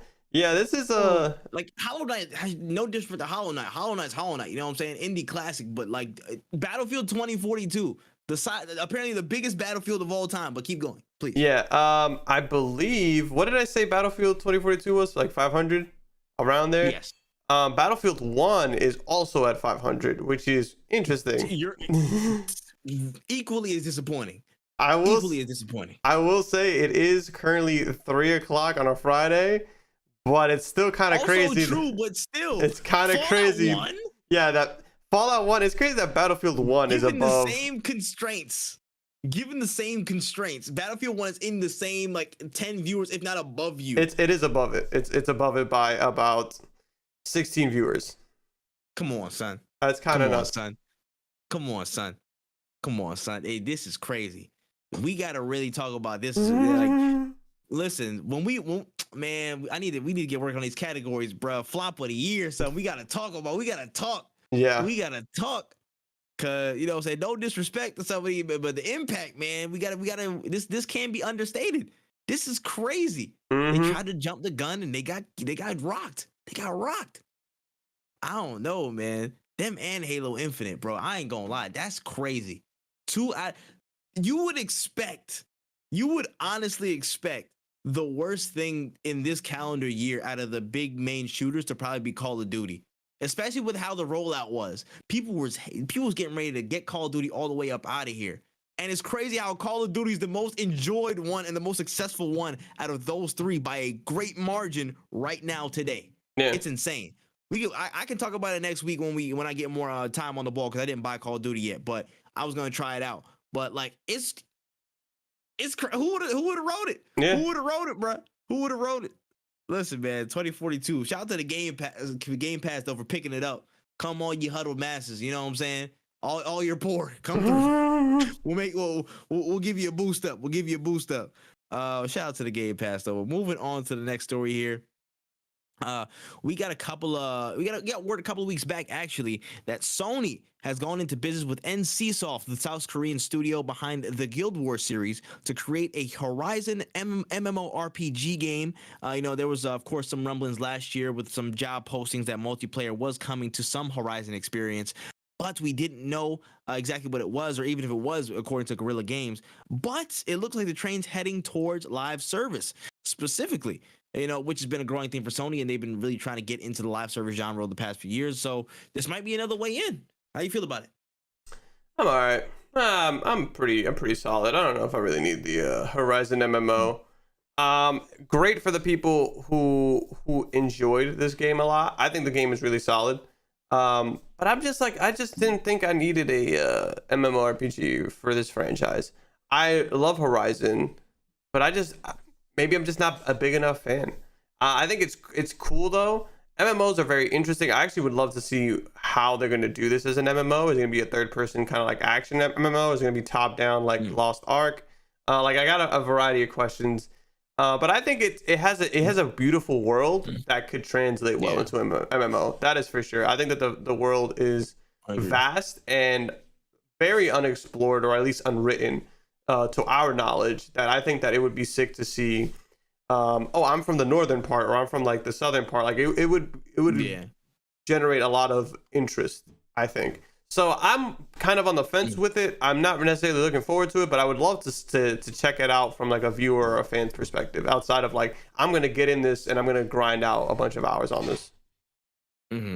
Now, while the plot and direction is very different, it kind of reminds me of The Last of Us a little bit. Of course, post-apocalyptic, but they're in certain parts of the United States or North America, and they're kind of making their way through a completely different world, so to speak. But it's based on the same premise of that, and they could basically take that same idea where they just carve out another part of the United States and say, oh yeah, the MMO is based in this area. And then, Horizon Forbidden West went to that area. It went to, San Francisco and California and that part of the United States. But it kind of reminds me of that setup, how like, again, Last of Us 1 was in like a couple of different areas, and then Last of Us 2 went to like Washington and stuff like that, and like other parts like that. Apparently the multiplayer is going to be in San Francisco. That's what a lot of rumors have stated, or a lot of the pictures when they revealed that first. But it'll be like, deep West San Francisco and like California area and stuff. So it's a lot of different things to consider. But Horizon, I'm not mad at. Again, this plays into Sony wants to go super live service. They know a lot of money is being held in there. I feel like Final Fantasy 14 really put a lot of eyes on live service over the past couple of years. Like, yo, there's still a bag to be made over here. So Sony's trying to like, line up as much of a big effort to push into this lane as they can. I feel like, we've seen that happen a couple of times. Babylon's Fall, I think it was Babylon's Fall, the one that got canceled or whatever, the ending of the servers. That was an attempt that was in there. So they're going to try and basically intensify and do their stuff. And some people, I've heard the kind of the argument that, I guess the rhetoric that, what's it called? Horizon's getting pimped out. And I'm like, do you not see every other Sony IP? It's just their turn, bro. It's just their turn. We've said this before on this podcast. Every major IP has their turn in the sun to get pimped out to everything, bro. You're going to have movie, TV show, one major game, spin-off, mobile game, whatever, inclusions in other PlayStation properties or whatever the hell you want, or collaborations. Like, it's just Horizon's turn in the sun for that. Now, you see God of War is not too far behind. God of War Ragnarok came out, you know what I'm saying? And then the TV show's coming, something else might come through. Then Last of Us is lining up again. They have their whole stuff coming through. Like, they're just trying to maximize on the IP. And it's because Sony's very first party heavy and exclusive heavy, they're going to have to lean on that as much as possible to, to get their coin and expand, so to speak. So, I'm not mad at the choice of where they're going with their live service. And that is just kind of a statement of fact that they're going to use their biggest IPs to get a foothold in those markets. So kind of have to get used to that if you're unfamiliar. But, NCSoft, again, Guild Wars, I'm not too familiar with Guild Wars itself, but they're a 10-year franchise. I know Guild Wars has been around for at least a decade plus or more, like literally probably 15 years, I think. Even more than that. Yeah, I played a little bit of Guild Wars too, and it was one of the most fun I've had in an MMO to date, actually. It was really, really, because it was very fast, and that's something that's different from like World of Warcraft, where it's like, you press a button, sometimes the spell needs to charge. Same thing with like Final Fantasy. But the beauty behind this game was that it felt like a first-person game. Like, everything was fast. All the spells were fast. Obviously, it makes the game a little bit more harder, but it makes it very engaging. And that was one of my biggest, like, I loved about Guild Wars. And honestly, the Guild Wars 2 is probably one of the best MMOs I actually played. Like, I'm like talking about it, and I'm really thinking like that game was amazing. The only reason I didn't play Guild Wars as much, or even till this day, is just one, I don't have time for MMOs anymore. And two, there just wasn't a huge community behind it, because it wasn't an MMO like WoW where you paid every month, so people were there consistently. They made their money off of like expansions and events. So like there isn't always consistent updates because you're not getting consistent money built in, like you have to plan around shit. So I think that those people being at the helm is like fucking amazing. But it really just depends on how many people are really excited for Horizon. I think it's one of those franchises that like I don't think it gets as much love as the other PlayStation franchises. And I think it could just be because of how different it is from most games that are popular. Like it's very different from like God of War. It's very different from Ghost of Tsushima. It is a very different game, but a good game nonetheless. I think it's also timing, man. It's also timing. Like literally, you got to realize that whenever a major release, I got to remember when the first one came out and like the releases that dropped around it. But it usually got like, you know, it got its shine at first, but then there was some other big fish in that pond that basically kind of took some shine away from it. Especially this year, you know, they dropped literally the same stretch of time that Elden Ring dropped, and Yeah, you know, they had their couple of weeks, but as soon as Elden Ring was like getting early review scores, they were out of here. it was quiet. You know what I'm saying? And it's an unfortunate byproduct of being in a release schedule like you are. You know, you want to have enough room to be in a big window or a competitive window, but then some really big fish that people are just super loyal to in terms of brand or super excited for just off of virtue of the title, they go in and then they're not paying too much attention to in Horizon. But again, it is what it is. But again, I think Horizon Forbidden West was probably definitely one of the better games this year for one. And I think MMO, I think it could suit it, honestly, again, with the premise, with how the world is set up. I think it's easy to pluck out a spot of land and call that MMO, and then have that gameplay, as long as it's, again, smooth, fast, very engaging. It's something that can, you know, probably stand the test of time. Yeah, I fully agree with you. Yeah, 100%. So moving on to this next report here, as James Gunn and Peter Safran are getting into their roles as co-heads of the DC universe in media moving forward. WB Discovery head David Zaslav mentioned the strategy of DC going forward, basically wanted it to be an overarching Bible that James Gunn and Peter Safran crafted, connecting all facets of the brand, including video games. So what does this really mean for, you know, any of the DC games going forward? How's it included in the strategy? I mean, does this change things? How might it change things? How do you feel about this one? I think it's a great idea, because I don't think we've seen anything like this. I feel like the game, the movies, shit, even the comic books, everything is kind of very disconnected. I think the written medium should definitely stay disconnected to give them room to like explore avenues that movie and video games just don't have the budget to do. Because like a comic book or a storyline that flops isn't as detrimental as like putting 5 years into a game that flops, you know? I think that this is sick because honestly, not every DC game, but we don't have that many DC games to really go off of. But like Gotham Knights was given a bad rap for a variety of reasons. But I know like when the story was like being unfolded, like it just didn't look as good. And it's like, I think if they had something to refer to, or even people to have like, just like not necessarily to refer to, but like, yo, this is like how we envision shit. So like if you have any ideas, or you don't really care strongly for like Batgirl's backstory, use this. This is what you should refer to when creating it. If you don't have any idea, like, let's not go off the walls crazy here, but like this is like a guideline. Like I think that would benefit people who are stepping into this video game space, or companies that just aren't that interested in maybe making a Batman game, but they're like, yo, this is what the company wants, so this is what we're gonna produce. I would love to see connections between films and movies and games. Like I would love to see like that connection being made, but it really just ultimately depends on how good this Bible is, and how willing companies are to adopt it. Because another thing you have to think of is like, I'm creating this video game. I got the IP of Batman. I'm able to make a Batman game, and now you're telling me I have guidelines. That's not what I signed up for. I wanted to make my own Batman game. So it really it's kind of tough. Like because I as a person who, as a fan of Batman, I don't want, or a fan of any DC medium, I would want the representation of my characters to be top notch. I want like the best creative minds all behind it, making the best possible decisions. But as a creator, I would hate to be pigeonholed and told like I can't do this Batman story because of XYZ. And it's a tough spot to be in. But like, I fucking hate it when Batman uses guns. But fucking some people don't care about that. Yeah, that's true. You're not wrong. So I again, my hope with this is that there's enough love given to the video game side of things. If that's going to be included in the strategy, I hope they get enough love and resources to where they don't get led astray. but also enough space to where the devs can do their work. Like if we have the capacity to make another, and I'm not saying like word for word, but in terms of the creative process, give people enough reign to make an Arkham Asylum type game or something like that. Not like in style, but just how they were able to do their thing, take the source material and develop it on their own. They had some baseline, they had some, some guides, but they made it their own. Like, what's it called?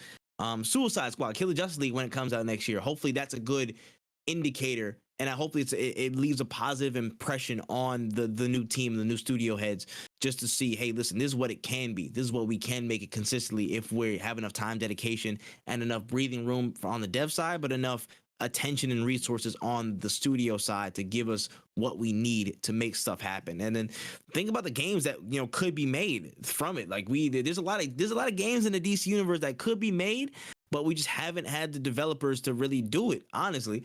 You know what I'm saying? Like, who knows? Even in the future, maybe a dreaded Superman game could actually exist. Who knows, bruh? Who has any idea of what could come next? But I'm interested to see that. Again, the DC universe has a lot of room to work, in my opinion. It could be a really great set of stuff. I don't want it to be like the olden days where just a random ass cheap video game dropped alongside the movie. You know what I'm saying? I don't want to do any of that stuff. But dedicated projects that do connect with some facets of the DC universe, that will be fantastic, and that's what I hope for. Consistency and support. That's what I hope for this overarching strategy that they have going forward. That's all I ask.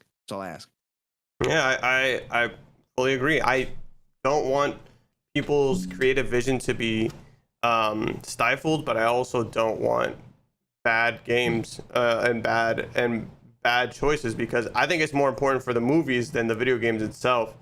But at the same time, it's like, we don't know what the future of DC games holds, because that's like an area that hasn't been explored yet. Facts. And before we go any further, it just popped in my head, man. Huge rest in peace to the GOAT, Kevin Conroy. Yes, sir. Before we do anything else, man, I can't believe I didn't write that on show notes at first, bro. But yeah, that joint stopped me in my tracks midweek or last week or whenever it happened. It's been a blur, to be real, but shout outs to the GOAT, the voice of Batman. I don't care what you say. Whenever I read something, whenever millions of people read something in Batman's voice, that's his voice that pops up. That man revolutionized what it means to be Batman in any media format. So rest in peace to the GOAT. He already been getting his flowers for years, so I'm glad he's been experiencing that love before he passed on. You know what I'm saying? So much service to the role. Like, I know everybody likes to hate on Batman and do that stuff, and like, oh, Batman just beat up mentally ill motherfuckers, but he showed so much of Batman in terms of, again, the side that was conflicted with being the Dark Knight, but also the human side, like him losing his parents and not figuring out where to go. So much emotion that he conveyed in so many parts of his role, from the animated series to the movies to whatever. He was Batman. And if you want to rank Batman in terms of whatever media outlet, top to bottom, whoever's casted, he's my number one all the time. Every single time. There is no debate on my end. So rest in peace to the GOAT, Kevin Conroy. Yeah, Voice will be missed. I can agree to that sentiment. I can't see anybody better than Kevin Conroy as Batman in any kind of medium, shape, way, or form. Batman is Batman. Not a single fucking one, bro. Legend status, bro. Immortalized, ripped to the GOAT, man. Will be missed, but that man lives on forever, for real. All right, moving on to the next piece right here. So Twitter. Yeah, Twitter. Twitter's been put through the ringer over the past week or so, and it's been wild to see everything develop. So I'm gonna try and get through this as fast as I can. So bear with me here. I'm gonna take a deep breath. All right.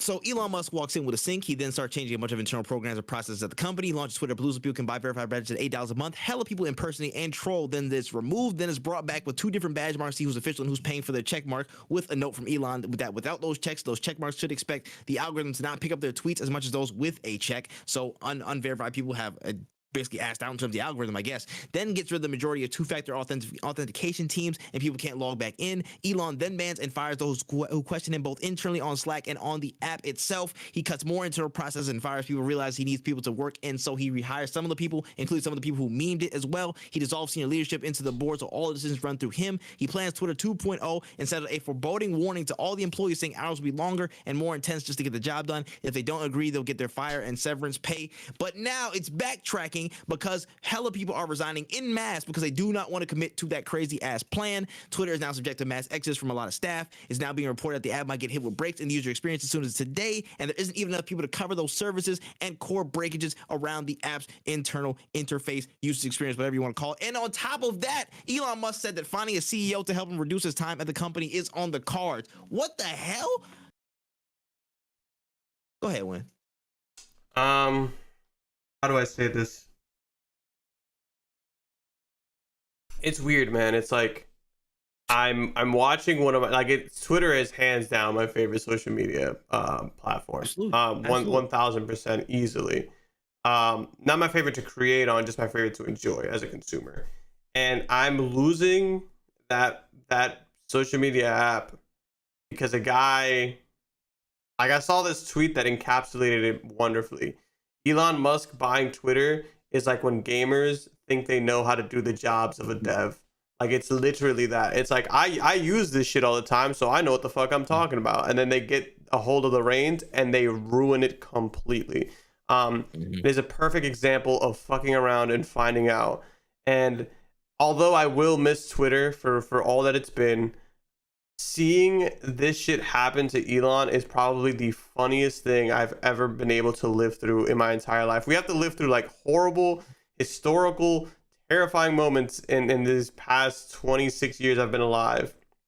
But seeing somebody fuck up their bag off of just being I don't even know what the word is, man. Like, I don't even know what you can call this. This is just the biggest bag fumble I've seen in years. Like, this is astronomical. It's a legendary fuck. It's a legendary. It's weird. It's weird. But go ahead. I'm gonna explain my point in a second. But go ahead. It's crazy to me. Like, this is so enormously embarrassing. I can't imagine this not being in history books to come. Like, it doesn't even, like, we could talk about like the War of 17. We could talk about like the American Revolution, and I want the next section just to be like, yo, so Elon Musk blew $44 billion.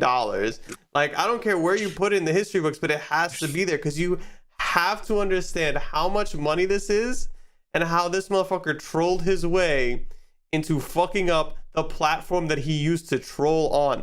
That is crazy. Like, that is so fucking hilarious. Rest in peace to Twitter if it dies, but man, is this the funniest way it could have ever gone out? Like, I think this is beautiful. It's better than Vine. Vine just kind of died. This is like, you're seeing the saga unfold. You guys let him believe he was important in this app. He bought it, and now he's ruined it. It's Shakespeare is turning over in his grave because he didn't write this. Oh man, now this is weird, bruh, because I'm in a difficult spot with this. I completely agree with you for one, because fuck this nigga for one thing. Guy's a piece of shit. I don't care. I do not care for this man one bit.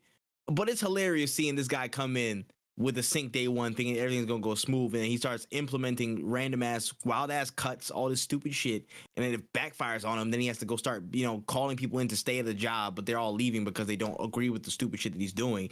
It's just funny to see all the backfires and him trying to basically plug all the holes in the sinking ship that he cut holes in the first place. You know what I'm saying? And it's just funny to see him squirm a little bit. It's funny to see him struggle, but at the same time, it sucks because Twitter is definitely my favorite social app. It's the one I'm on the most. It's the one I'm most connected with in terms of the gaming community. It's the one where I've been the most successful in terms of, a lot of different people reaching out to me or I reach out to them and, being active and out there. And on top of that, in a general sense, Twitter is such a hub for just communication and information. Most of it being, whether it be pointing out some wild process or whatever in a different part of the world, critiquing all the BS that Elon Musk puts out, because that video of like the defective Teslas and the shoddy parts being put together was on Twitter a lot, and that was circulating heavily too. So being such a big aggregator of information, critiques against establishments, and basically a lot of things that causes it's a facilitator for mobility in a lot of different causes. To be real, it's a facilitator for a lot of mobility and for a lot of different causes and good things. For that to be shot in the foot because this guy did it, I feel like it's halfway on purpose. I feel like it's halfway on purpose to shoot it in the knee You know what I'm saying? Somebody on Twitter was like, yo, it's election season, so this man's messing up Twitter on purpose so people don't get the information they need. So if it goes down permanently, a lot of people are screwed. They got to go somewhere else to get the information. And a lot of people not going to give it to you straight on like a Facebook or something like that. So it's a real catch-22. It's a real double-edged sword seeing Twitter go down, because while I like and I really enjoy this man being proved as a fraud day in and day out on a consistent basis, we're losing a platform. Or at least I don't think we're losing, but we're at least seeing a lot of breakages and damage to a platform that not only we enjoy as, just general consumers and general, people in the gaming industry, the one that connects so many different people, one that, enables so many people to do a lot of different things. We're also losing information in a general sense to keep us informed on the BS and fuckery that happens in society as a whole globally. You know what I'm saying? It's such a big driver for global information and being in the know. Some stuff I never would have known if it wasn't for Twitter. You know what I'm saying?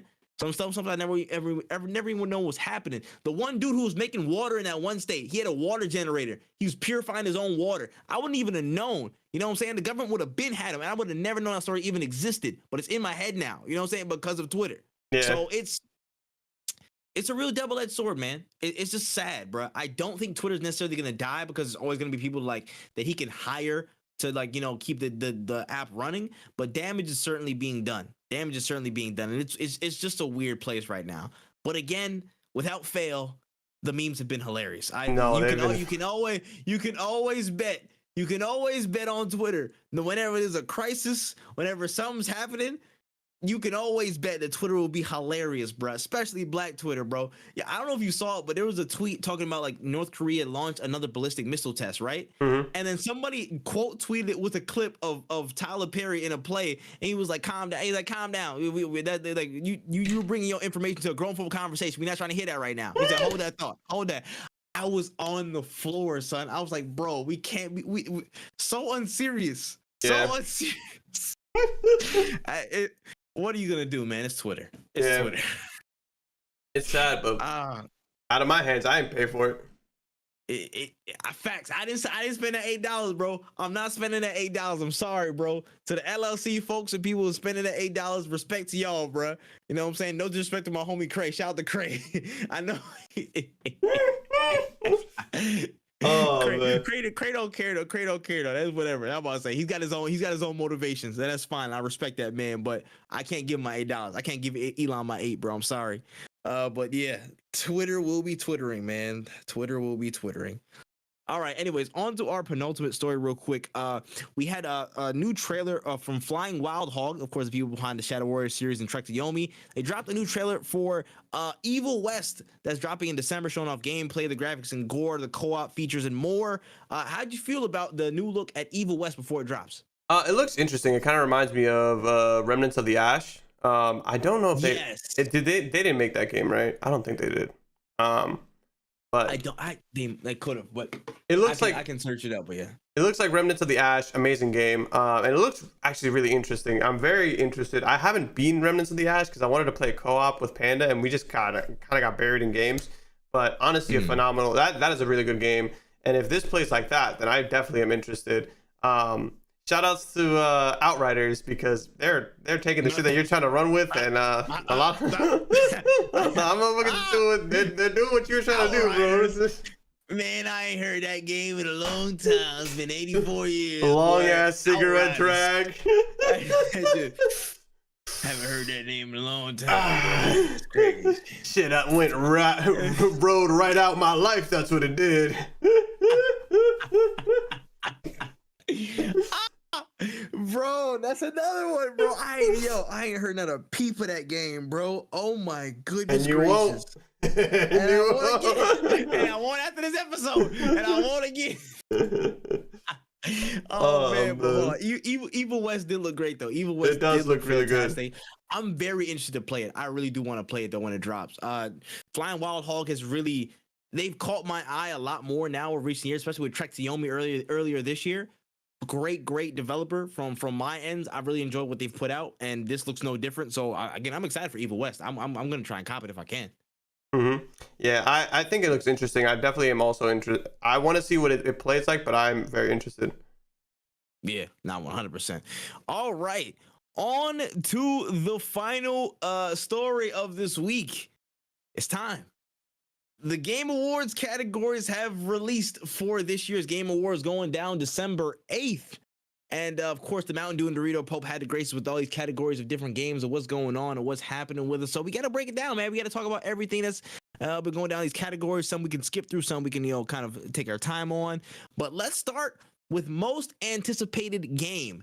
The most anticipated game going into next year, we have the categories Final Fantasy 16, Hogwarts Legacy, Resident Evil 4 Remake, Starfield, and The Legend of Zelda Tears of the Kingdom. Damn. Now, this is also a conversation for 2023, but like, again, because it is literally, but 2023 stacked, bro. Oh my gosh. It is. I have my answer though. I think it's pretty clear. Legend of Zelda. It's 1000% Legend of Zelda. I think it's like it's easily. No offense to the other games, they're all very anticipated. I think maybe the next one up there would just be Hogwarts. And the only reason no disrespect to Resident Evil 4, but we've played Resident Evil 4. We've all played Resident Evil 4. Resident Evil's lowest on this list to me because it's a remake. Yeah, that's what I'm saying. It's like Starfield. Okay, Bethesda, make a good game on release, and then we'll talk. Final Fantasy looks great, but there's one game here that is like that this moved units. People weren't buying PlayStations for Final Fantasy. This was why people bought a Switch. Like my brother, this is one of the only games, he had a Switch for a while. This is the only game he ever beat and did every shrine and everything. This game is insane. So the sequel to that, yeah, I think it's gonna be good. Yeah, I would tend to agree based on that logic. He definitely did change my mind personally. I know I'd have probably Final Fantasy 16 at the top, followed by Hogwarts Legacy, then Legend of Zelda, because I don't got my Switch yet. I will have it before the end of the year. But if another Switch comes out on release of this game, I'm gonna be so mad because I got peer pressured into buying a Switch this holiday season. Nobody told you to. No, I'm claiming it for the narrative. I'm claiming for a narrative. I don't want y'all to be right. That's all I'm saying. It's all in my head, bro. It's like the meme with Moon Knight. What was in his mind? But don't worry, all right. It's just narrative. Let me have my narrative. Let me have it. All right. But I do agree with you though. I do think it is Tears of the Kingdom though. Like people lose their shit when Zelda pops up on screen. It is what it is, right? Like, it's a console seller. Let's be real. So yeah, I can agree with that being a winner. I can definitely predict that pretty confidently. Innovation and Accessibility Award. Lots of different categories here. We have As Dusk Falls, God of War Ragnarok, Return to Monkey Island, Last of Us Part 1, and The Quarry. I would personally say it's probably going to be As Dusk Falls or God of War Ragnarok.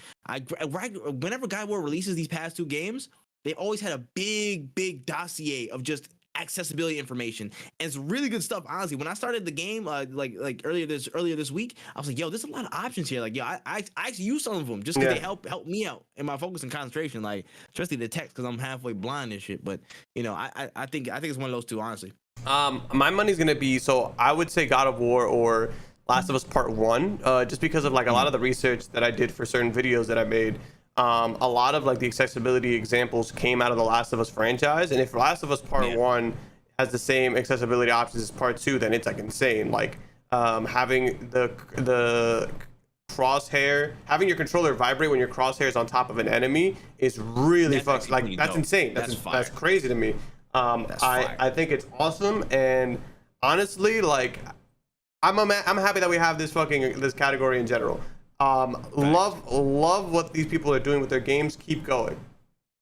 100%. I do agree, man. Again, for all these games to be even nominated for doing stuff in accessibility is a really good thing. So again, keep it up. I agree. Next up is games for impact. We have a Memoir, Blue, As Dusk Falls, Citizen Sleeper, Endling, Extinction is Forever, Hindsight, and I Was a Teenage Exo-colonist. I have not had the chance to play any of these games yet, but I am actually very interested in some of these games to try and go take a look at. Same. I have no idea who could win from this. You know what I'm saying? I would just say at Hindsight because of Annapurna. Annapurna usually be winning that, or Memoir Blue. Annapurna be usually getting these categories like down packed. But yeah, I mean anyone else could win and I'll be fine, honestly. 1000%. I might be on the same type time as you. I might actually play all 6 of these on stream at some point because these games sound amazing. I love me a good feeling game. I beat Stray, and that like almost had me crying. So the fact that Stray didn't even make the cut on this game, and I'm fucking so these games have to be some pure heat if if the impact is that deep. So I definitely can't wait to try them out. Facts. Moving up the list a little bit, we have content creator of the year. A category full of people named Carl Jacobs, Ludwig Nebelion, No Brew, and QT Cinderella. I, for one, there's only one answer. Know or any of these niggas. There's only one answer here. It's Nebelion. Yeah. It should be. Nibel don't even do content no more. He's a better content creator. He don't even do content in general. He's just a news aggregator, in my opinion. Yeah. But he still did it better than most. I don't care for anybody else on this list like that, bro. If you want to have a whole nother existential conversation about it, if you want to have a whole nother macro level conversation, Kai Cenat should be on this list. Yes. Crazy, but you know they don't watch black folk. They don't do anything. They don't want anything to do with black folk creators until we do something crazy that somehow involves whatever XQC's dancer or whatever. He comes in the stream every like, you know, once every 5 months or something like that, or once in a while, and blah blah blah. But Kai Cenat should be on this list, and he should be winning by a landslide. But since he's not there, I'm going to Nebelion because he was the greatest aggregator this site will ever see. Simple as that. 1000%. Simple as that. Best VR AR, we got After the Fall, Among Us VR, Bone Lab, Moss Book 2, and Red Matter 2. What do you think? I'll let you take the lead on this one. I'm definitely gonna go with Among Us. I think Among Us with VR is just a crazy ass experience. I haven't played any of these games. I don't have a VR headset. Y'all want to change it? Y'all know what the Kofi is. You know what I'm saying? But as of right now, looking at this, I want to say it's Among Us because of how crazy funny it could be, but all these games seem really interesting to play. Yeah, man. Dude who made the Oculus, do not give me that wild ass nut ass SAO Oculus. Just give me a regular basic one to review, bro. You don't have to give me the other one, please. I don't want to play Among Us. Thank you. But I agree, it's Among Us, 100%. The amount of clips I've seen coming from VR, bro, it's had a whole second life because of the VR application, bro. Like it looks great. It looks great. People are having so much fun with it. I remember you see the one clip was like a little kid in there. Like, you're a monster, and he was chasing him. He's like, just moments like that are hilarious, bro. So I mean, for off that alone, the level of moments that have been had off of it, Among Us has to take it. 1000%. All right, moving on. Where are we at here? I scrolled up a little bit. Hold on, excuse me. Best sim and strategy. Best sim and strategy or best sports and racing? Oh wait, I'm looking at the wrong one. Yeah, you're right. Aha. Okay, on Bet Sports and Racing, we had F1 22, FIFA 23, NBA 2K23, Gran Turismo 7, and Ali World. The rebel in me will always say Ali World, you know what I'm saying? Because it is what it is. So I only want one of two games to even win. Ali World and FIFA 23. FIFA, in past years, I didn't even care if FIFA even won an award. I honestly rather they didn't in these categories. But if Ali World don't win, I'm not mad if FIFA wins this year, because honestly, this is probably one of the best FIFAs they had in the past few years. Again, right now they got the ultimate soundtrack, so the best FIFA tracks on there. So I'm feeling a little bit nostalgic and whatnot. It's a World Cup year, so they have extra modes and stuff. They've made some strides and improvements, and this is the last FIFA before EA really gets to pick it up in gear and drops the FIFA name. So that would be cool. But my vote hopefully goes for Ali World. But you know, it is what it is. I only want Ali World to win. And I say that off the strength of, like, even with the FIFA soundtrack, I'd put the Ali World soundtrack right up there, if not above it. That soundtrack is Ali World soundtrack crazy. Is heat too. It's crazy. That's the only game that I can see winning. Too. I'm not mad at that. I'm not mad at that at all. All right, moving up the category a little bit to best sim and strategy. We have Dune Spice Wars, Mario Rabbids Sparks of Hope, Total War, Warhammer 3, 2 Point Campus, and Victoria 3. I'll let you lead up on this one. I'm going to go with Total War Warhammer 3. I really want to play the Mario Rabbids game. It looks really good. I cannot express how much I love the Total Warhammer franchise, especially with the game now has a map where you can play as all the factions from all three games. Like, that is just some shit that you don't really see that much. It sucks that you still have to, you still have to buy the first game and the second game and the DLCs of those characters to play them in the third game, but the fact that you can play, the fact that those DLCs don't lose their life after the first or second game is something that really brings a lot of value to it. I didn't want to buy those I didn't want to buy those DLCs when I got the first game. Even when I got the second game, I'm like, I don't want to buy them. And then when the second game said we're dropping a map where you can play as all the factions, that's what really changed my mind. I was like, no, I'm gonna go back and pay for these. Like, I'm buying DLCs that are like years old now. I think that this game is phenomenal. I love the franchise, and I really would love. I think a lot of more people should tap into it because it's insanely good. Wow, I did not know that. That's actually a rare case. I would low-key want to research that. High key, this is like just additive DLCs, like actually holding its weight years later, not just like, oh, there was a map pack that had its life cycle and now it's pretty much over. You can do whatever now. Yep. That's actually pretty wild.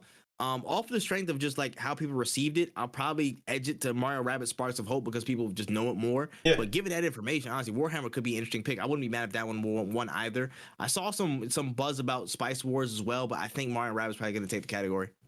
Yeah, I try them all out, but I think a lot, and I think Dune and Total War are both on Game Pass. Mm-hmm. So you can definitely try it. So I'm about to, yeah, I'm gonna have to dip in. Say less. All right, moving on to best score and music. We're seeing some of the heavy hitters make their first little, you know what I'm saying, peek out of the blinds. We have Olivier Derivier, Plague Tale Requiem, Tsukasa Saito for Elden Ring, Bear McCreary for God of War Ragnarok, 2 Feathers for Metal Hellsinger, and Yasunori Mitsuda for Xenoblade Chronicles 3. Now, based off of everything that I've played so far, I'm gonna have to slightly edge it to Elden Ring, but I can see all this being a close battle. But Elden Ring soundtrack, I ain't gonna front. That joint boosted that game to like a 10, 11. I ain't gonna lie to you, son. Every time I was in a big boss fight, you just felt you felt pain on you, stuff like that. Like it was very, very, it was very good. It was fantastic from top to bottom, in my opinion. That soundtrack was elite, and it really boosted the performance of everything, bro. It just made you feel like you were that much further into you know, the lands between. So shout out to Tsukasa Saito. In my opinion, I think that might take the category, but it's close. I like all these. I haven't heard Plague Tale and I haven't heard Xenoblade. I want to give it a medal, and the reason I want to give it to medal is because I think it would mean so much more for them to win that. I can agree. Yeah, because it was so ingrained in the gameplay. It's literally the basis of the gameplay. And like I think that like if we gave it to Elden Ring, it'd be like, oh, awesome, good job. And I'm sure, and I played Elden Ring. It has a really good franchise. I just want Metal to win. This is very much biased. I just want them to win because I think that it would mean the world to them. And it would maybe even greenlight a second game, which is what I would love to see. I would love to see them get more love. Mm-hmm. That 100%. Again, like with a game style that's so predicated on the music. And if they were able to pull it off, that would be definitely a big win for them if they snag this category. So yeah, I understand. I understand that choice. Before we go on to the next spot, let me go. Yes. Let me go to the bathroom really fast because I feel like we're gonna get into some really good conversations. And we about to get to the I'll second be right half, bro. back. It's about to get crazy, bro. But yeah, hold on. Let me actually throw on the YouTube chat because I actually do not have it on. And this is where we make a cut in the podcast. But that's what editing and post is for, baby. That's what editing and post is for. Let me see. Let me actually exit out of this stuff. Move here. You know what I'm saying? That's what we're here for. That's what we're up here for, guys. Let me see. Go check this. No volume. All right, cool. We're good. But yeah. Oh my gosh, there's so many categories for game of the year, bruh. I don't even know if I'm gonna be here. I have no idea if I'm gonna be here, but we'll figure it out. We're supposed to do we should do a little special thing for it, and in the spirit of what's it called, this Game Awards season, anyways. But we'll figure it out. But yeah, I think the score though, like when you think about Elden Ring's score, it's just you felt the weight of it though. But God of War's score so far is not to be messed with either, because God of War's score low key, it's like. You felt the weight of it, bro. Whenever you hear that theme of the bass in God of War, like that, dun, dun, dun, I'm like, I feel strong as shit. I feel like I want to puff my chest out for real. That score of Kratos' theme, like just the deep, you know what I'm saying? Like the Nordic choir type stuff, the Viking choir type shit. It's super empowering. It's super empowering. But all right, moving on to the next category here, we have best role-playing game. So we have 5 potential entrants here. We have Elden Ring, Live Alive, Pokemon Legends Arceus, Triangle Strategy, and Xenoblade Chronicles 3. This is tough. Yeah, it's difficult. I want to say it's Elden Ring. Even though Live Alive is like your more traditional role-playing game, Elden Ring has too many role-playing aspects to ignore it as a role-playing game. So I think it might have to be. I think it might have to be that.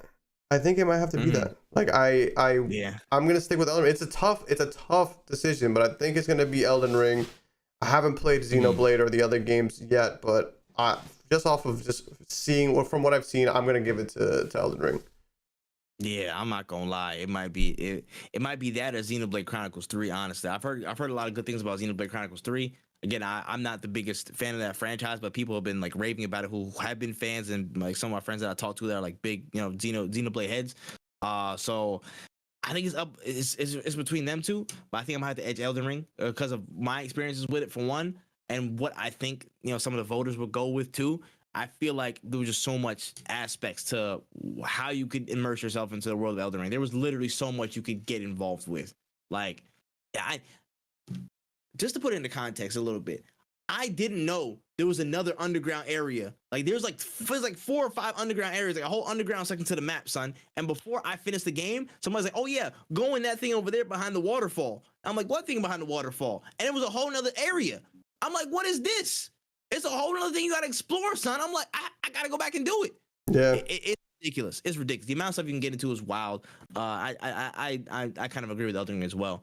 Moving down to best performance, we have Ashley Birch, Horizon Forbidden West.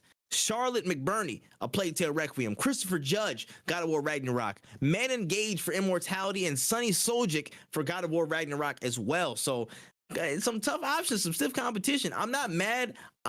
I'm a little bit of bias here. I ain't gonna lie.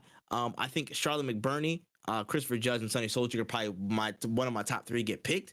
I think that Charlotte McBurney might take this because of her performance in Plague Tale Requiem. I'm not gonna lie. I feel like there was a lot of dialogue lines from what I saw in there, and there was a lot of like room for her performance to shine out. And I'm not mad if any of those 3 win it. But I feel like there's gonna be a slight tip towards her. There might be a slight bias towards her to take it. But again, I could be wrong. But I think it's how it go. I'm gonna go Christopher Judge off of ignorance. For the vibe. I haven't seen anything of Plague Tale. That's why I hate saying Christopher Judge, just because I feel like I'm not giving everybody a fair shot. Yeah. Horizon is a great game, but like when I think of like God of War, I think of those moments, and like I want to even give like the writers the flowers for God of War, because some of these like moments are so fucking not only well done, intense, but just like the writing, like I can't remember what Atreus asked Kratos, and he was like no or some shit. It was very early on in the beginning of the game, and I was just like, damn, I feel this shit. Like this shit is going crazy right now. So I'm gonna say Christopher Judge. Like, he was like something like, "Do you hate me?" or something like that, or do you not believe me or some shit like that. Something like that. I can't. It was something like that. Yeah. It was something like that where it's like he like, "Do you not respect me?" Like, "Do you not value me?" or some shit like that. Yeah. It was, and he was like, nah. It was nuts. But I think that it might have been, "Are you angry with me?" I think it was, "Are you angry with me?" I think it was some shit like that. But whatever. Yeah. No, I think. But again, wonderful talent from everybody here. Yeah. Nah, 100%. And I can't wait to finish the game to get more context on God of War and to see everything. But again, that's just my pick. I think Charlie might take it. I think you think Chris might take it. Cool. Best ongoing game. Next category here: Apex Legends, Apex Legends, Destiny 2, Final Fantasy 14, Fortnite, and Genshin Impact. Get Apex Legends off this list. Get it off this list right now, bruh. Y'all been stagnant for a good few months now. Let's not jump the horse here. It should be Fortnite by a country mile. I don't care right now. I'm a Fortnite advocate at this point in life. Fortnite should be winning this pretty clearly, in my opinion. How many collabs and how many solid inclusions to the game are you gonna add, bro? It's Fortnite. I'm sorry, y'all. It's Fortnite. Say what you want. It's Fortnite. Go ahead, Wayne. So I think that if Apex or Destiny wins, I'm actually gonna be pretty pissed. I don't think that either of them really deserve it. I think it would probably be Fortnite because of no build mode was so life changing. But anybody else but those two, really. Yeah. Nah, I agree. I agree. I ain't gonna lie to you, bro. Like again, if Apex Legends somehow wins, I know EA's paying hella ducats for these voting systems, bro. It's rigged. It's rigged out here. We need to do a recount. You know what I'm saying? Throw them polls in the river or something like that. I don't know, but it is what it is. Fortnite should be winning this pretty handily, in my opinion. But moving to best narrative, here's where it gets juicy. Plague Tale Requiem, Elden Ring, God of War Ragnarok, Horizon Forbidden West, and Immortality. Heavy category right here, man. Just based on the story of the game, the narrative. This is tough. I don't know when. How do you have it? It's God of War. It's either God of War or Plague Tale. I love Elden Ring, but I couldn't tell you the story, to be honest with you. I loved it as a game, not necessarily as a story. The world was amazing. A lot of things are awesome. But I think that God of War kind of sets itself up to be basically a very interactive movie. And I want to say Plague Tale does similar. So I can't see it being Elden Ring because, like, you are just ingrained in this character of Kratos' kid. Like, you are kind of invested. And in Elden Ring, people are running around naked with, like, magic wands. And there's, like, no... Like, I don't even know who I'm fighting. Like, I don't even know who I have to... I'm fighting to get the Elden Ring. I know that. But, like, there are a lot of motherfuckers whose names I don't even remember, or people who are talking to me, I'm like, I don't even know who the fuck you are, or like a reason to care. But like, God of War gives you these crazy cinematic fucking cutscenes where you're just sitting there and you're like even having a drink with Thor, like that is like a fucking moment. Whereas like in Elden Ring, it would have been like you sat there and they like talked to you and they had like the text on it and you're just standing there like butt naked with your staff.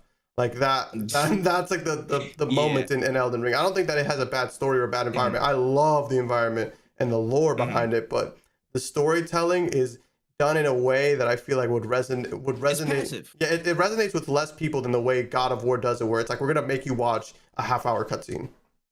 Yeah, and it's just the difference in delivery of how it goes. But I try to key into much of the story as possible. Honestly, some of the storylines are really like engaging. Yes, you know what I'm saying. There was a story about like the wolf dude, the humanoid wolf dude, Blythe. He had a really engaging story and a really sad story in my opinion. When I didn't think much of it at first, but I was like reading into it more. I'm like, yo, he really was like locked in. Like him, EG, again, Ronnie had a really good story as well. Just hearing more about how the Shard Bearers kind of like were who they were. And again, I think an underrated aspect of how Elden Ring's story was played out so well. Some of the stories they told you, and then from there, you could get advantages off of that stuff. You know what I'm saying? Like, or at least you get information based off of that stuff. Like, you'll say, it's been that long so I can spoil the game. But basically, at some point, Millennia and Radahn fought. They fought before, and they fought to a standstill. So because they fought to a standstill, you know what I'm saying? She has some rot or whatever stuff about her, and he had some rot stuff about him. And like that's how the lands of Caelid came to be, because the rot was basically messing up the entire land, and then he put a stop to it because they fought to a standstill, and she went her own way. But that also told you that they had some immunity to rot. You know what I'm saying? They had some immunity built up to rot. So that information helps you in the fight.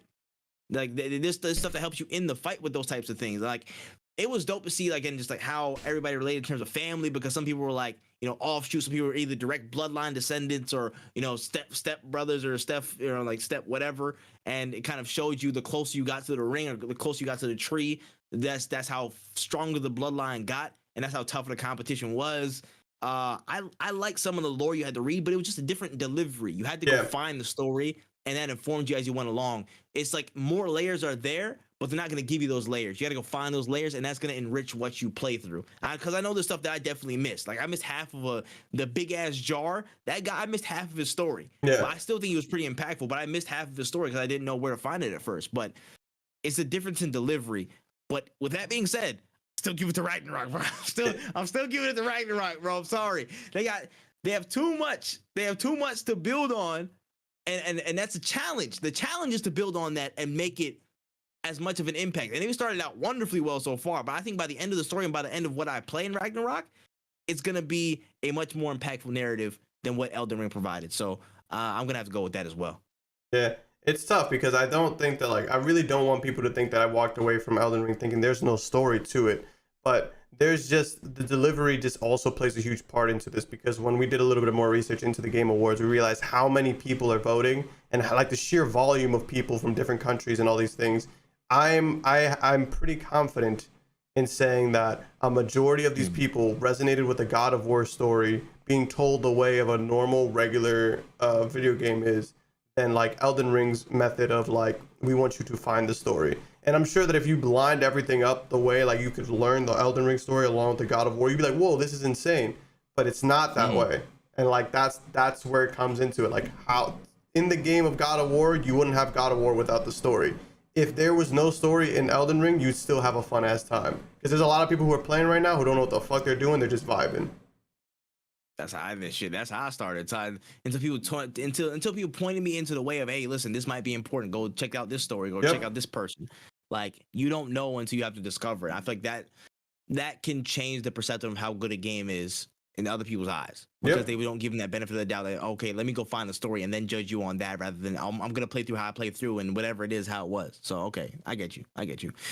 All right, moving on to best multiplayer category.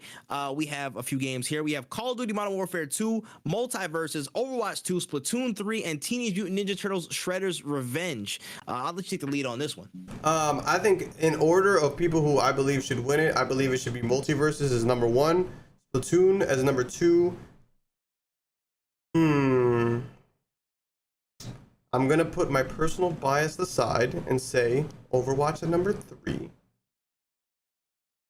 Because Teenage Mutant Ninja Turtles is such a fucking good game.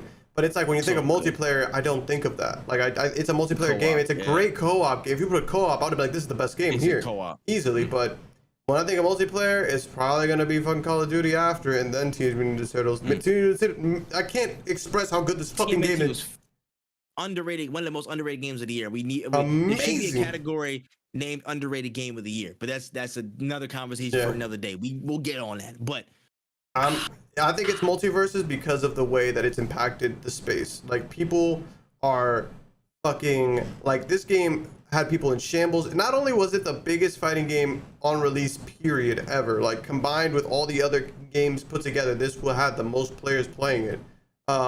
It is still going strong. Like, it is still releasing shit. They are still going crazy. It's an amazing game, and I think that is probably one of the best games out there. And I would put Splatoon second to it, only due to the fact that Multiverse is kind of like put so many people onto an entire new genre. Like, it is, and it is the first of its kind. Not even the first, because obviously we have Smash Bros and things like that, but it is very much. I don't even play fighting games, but I'm on this shit. Like, that's how good it was. But for people to even reframe and recalibrate their conversation on, are free-to-play fighters viable just because of Multiverse's release, that puts it in a whole different category for me. Top to bottom, making it a free game, been testing it through beta, consistent updates, consistent community outreach, consistent, player updates and game updates to stay, in tune and ear to the street with what the people want and what the people, need in terms of rank modes, customization, cosmetics, blah, blah, blah. From a development standpoint, from a gaming standpoint, this has been a top-notch game.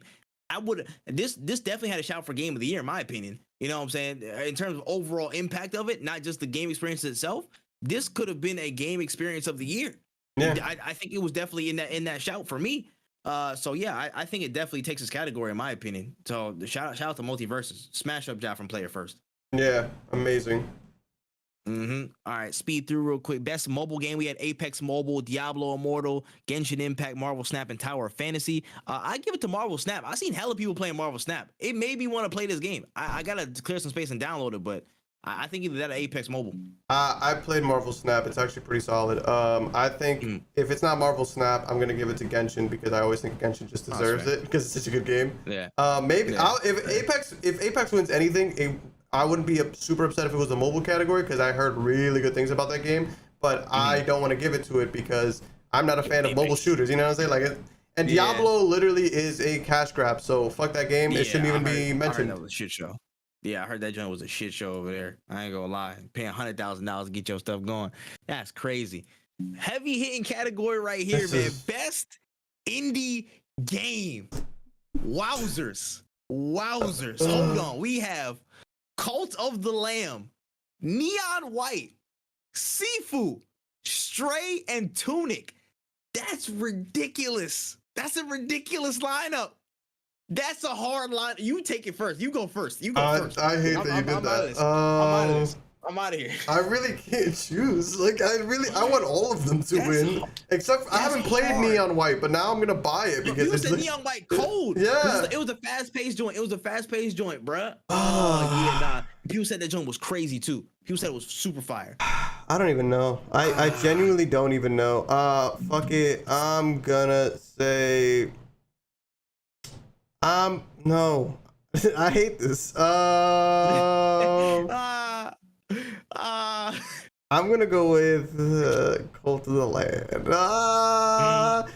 It's so tough, bro. I'm gonna go with Cult of the Lambs because I think the next category I'm gonna be able to choose the game. But go ahead.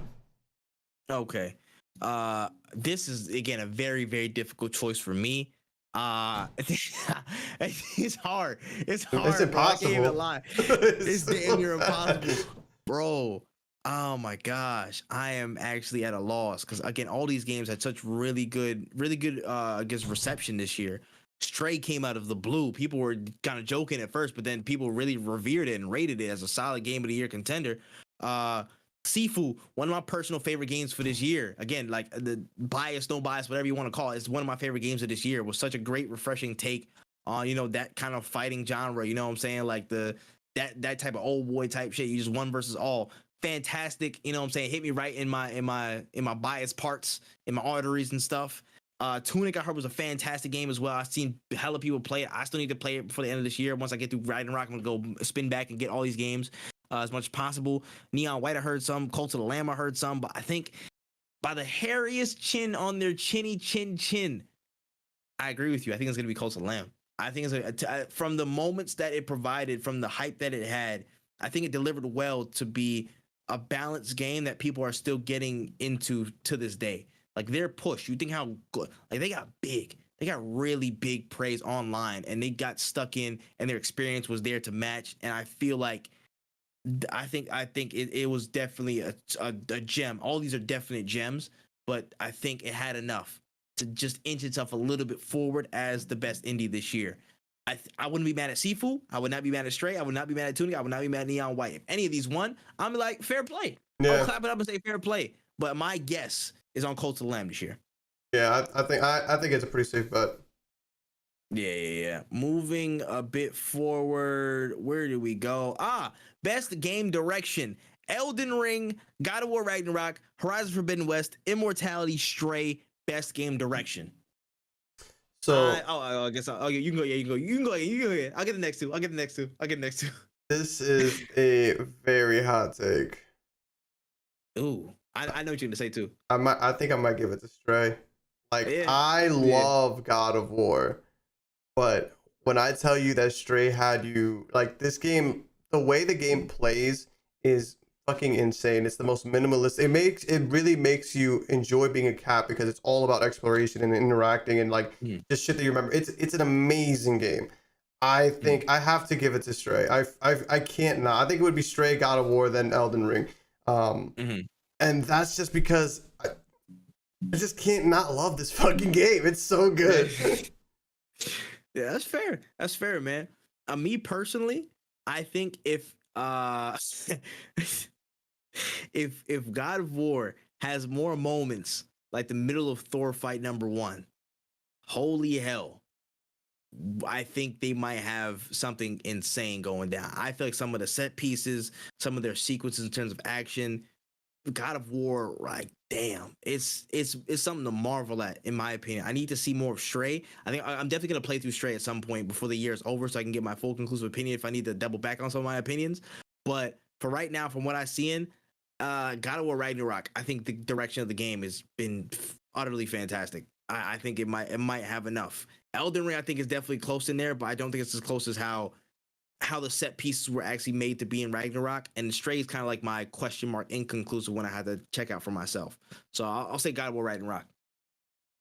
Yeah, I agree. Yeah. Moving on to best fighting game. we have DNF Duel, JoJo's Bizarre Adventures, All-Star Battle R, King of Fighters 15, Multiverses, and Sifu. In my opinion, it's Multiverses because of the impact the game had this year. Again, there's a case to be made for King of Fighters 15 and Sifu. King of Fighters 15 and DNF Duel and Sifu. JoJo's, I don't think probably was hot this year because of his experiences that I was witnessing and some of the problems it had, I guess technically. So that might have ruled it out a little bit.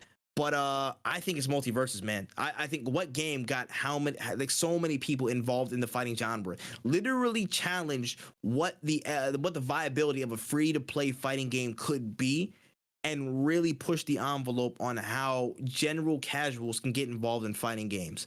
That's hard to do in any year, let alone this year. And Multiverses did it in spades. A brand new studio did it in spades. You got to give it to Multiverses. Even though, again, I don't even consider Sifu in this category, but that's a whole nother debate for another day. But, you know, Multiverses, I give it to him. I'm definitely going to go Multiverse. So this is how it would work out for me. If Multiverses wins, that's exactly how it should have went. If DNF Duel or King of Fighters wins, definitely didn't see that coming, but I guess maybe I'm missing something. If JoJo wins, I don't even know. I don't even like that shit makes no sense, but I guess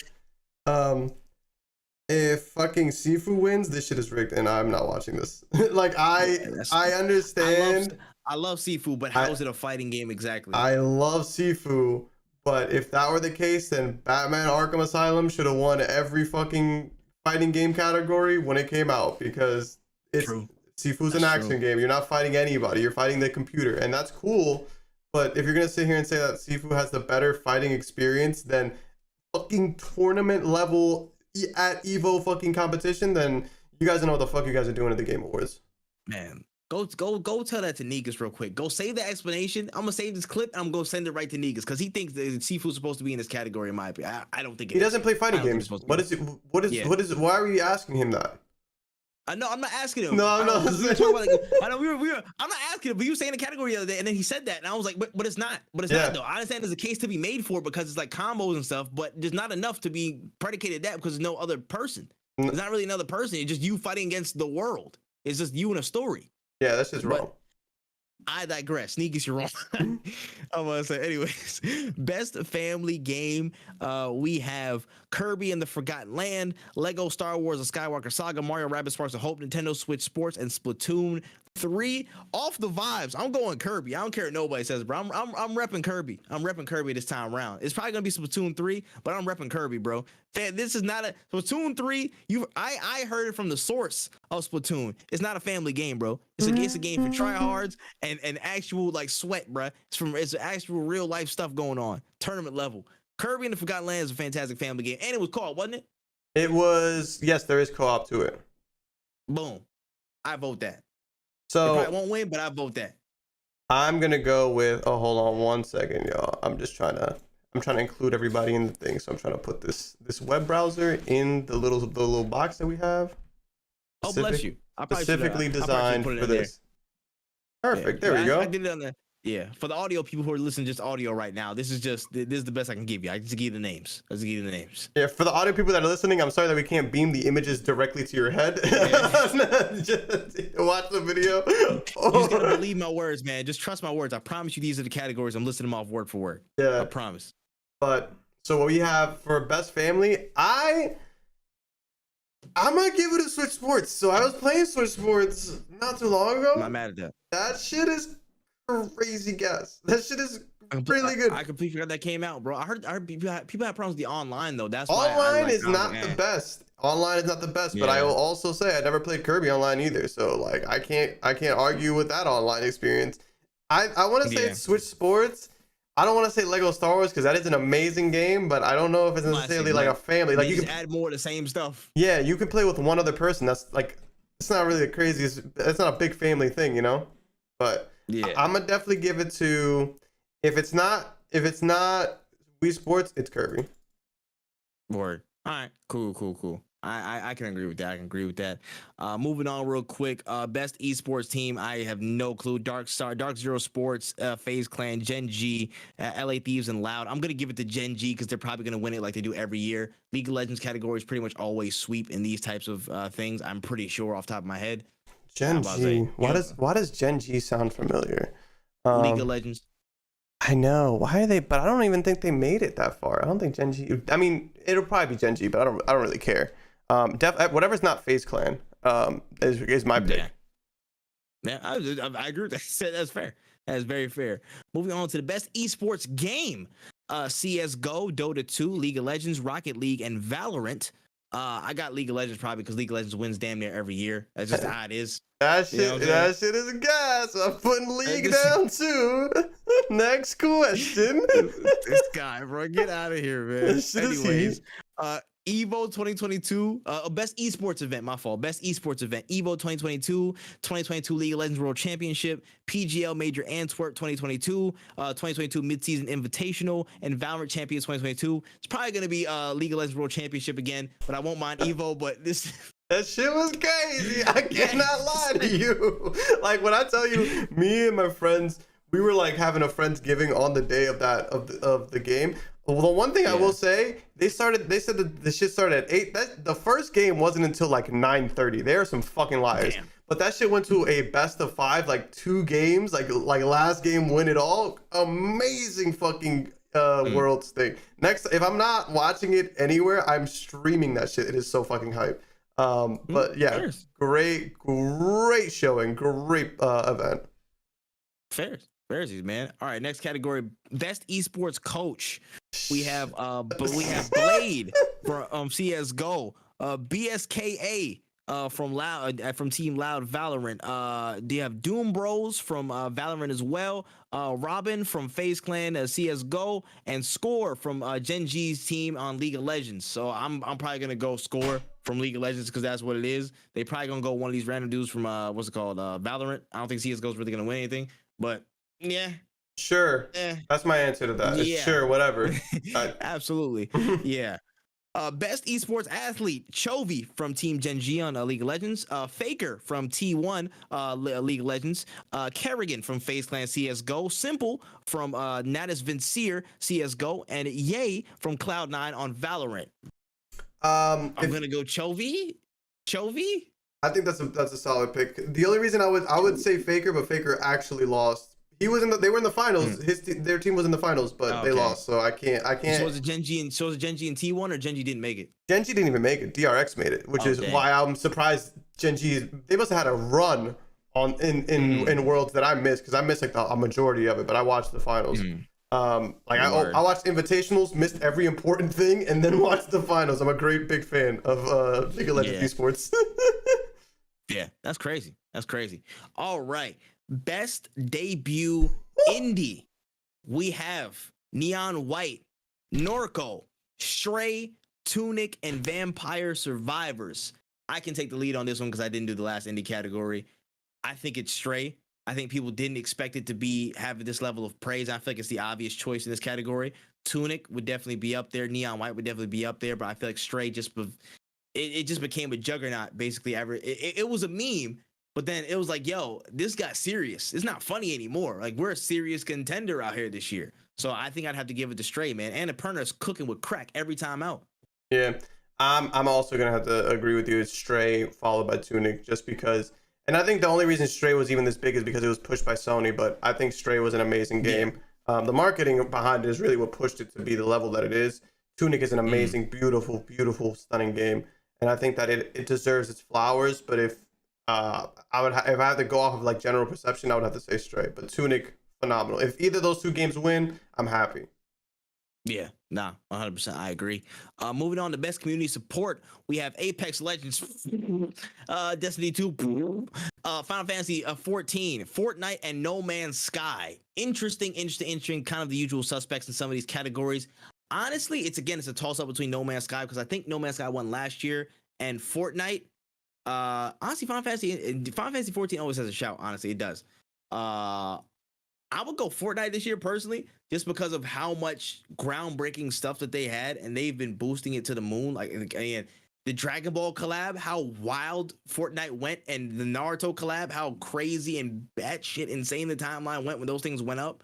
My opinion, I feel like Fortnite might have it just based off of the reception that they've had to some of the community events and stuff that Epic's put on. No Man's Sky would be second for me because No Man's Sky continues to innovate, and they are possibly the greatest redemption story in gaming history. But I think Fortnite took it this year.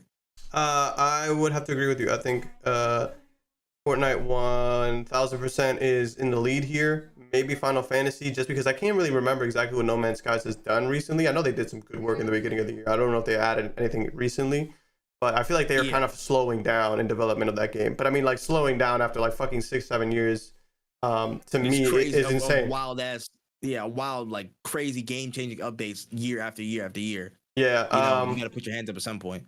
Apex, I don't even know if any. I think motherfuckers have just been on vacation for like the past 6 months. And Destiny 2, yeah, that would be like giving money to the person who mugs me down the street. Like, I don't know, like that's like, yeah, congratulations to that guy. He takes my money.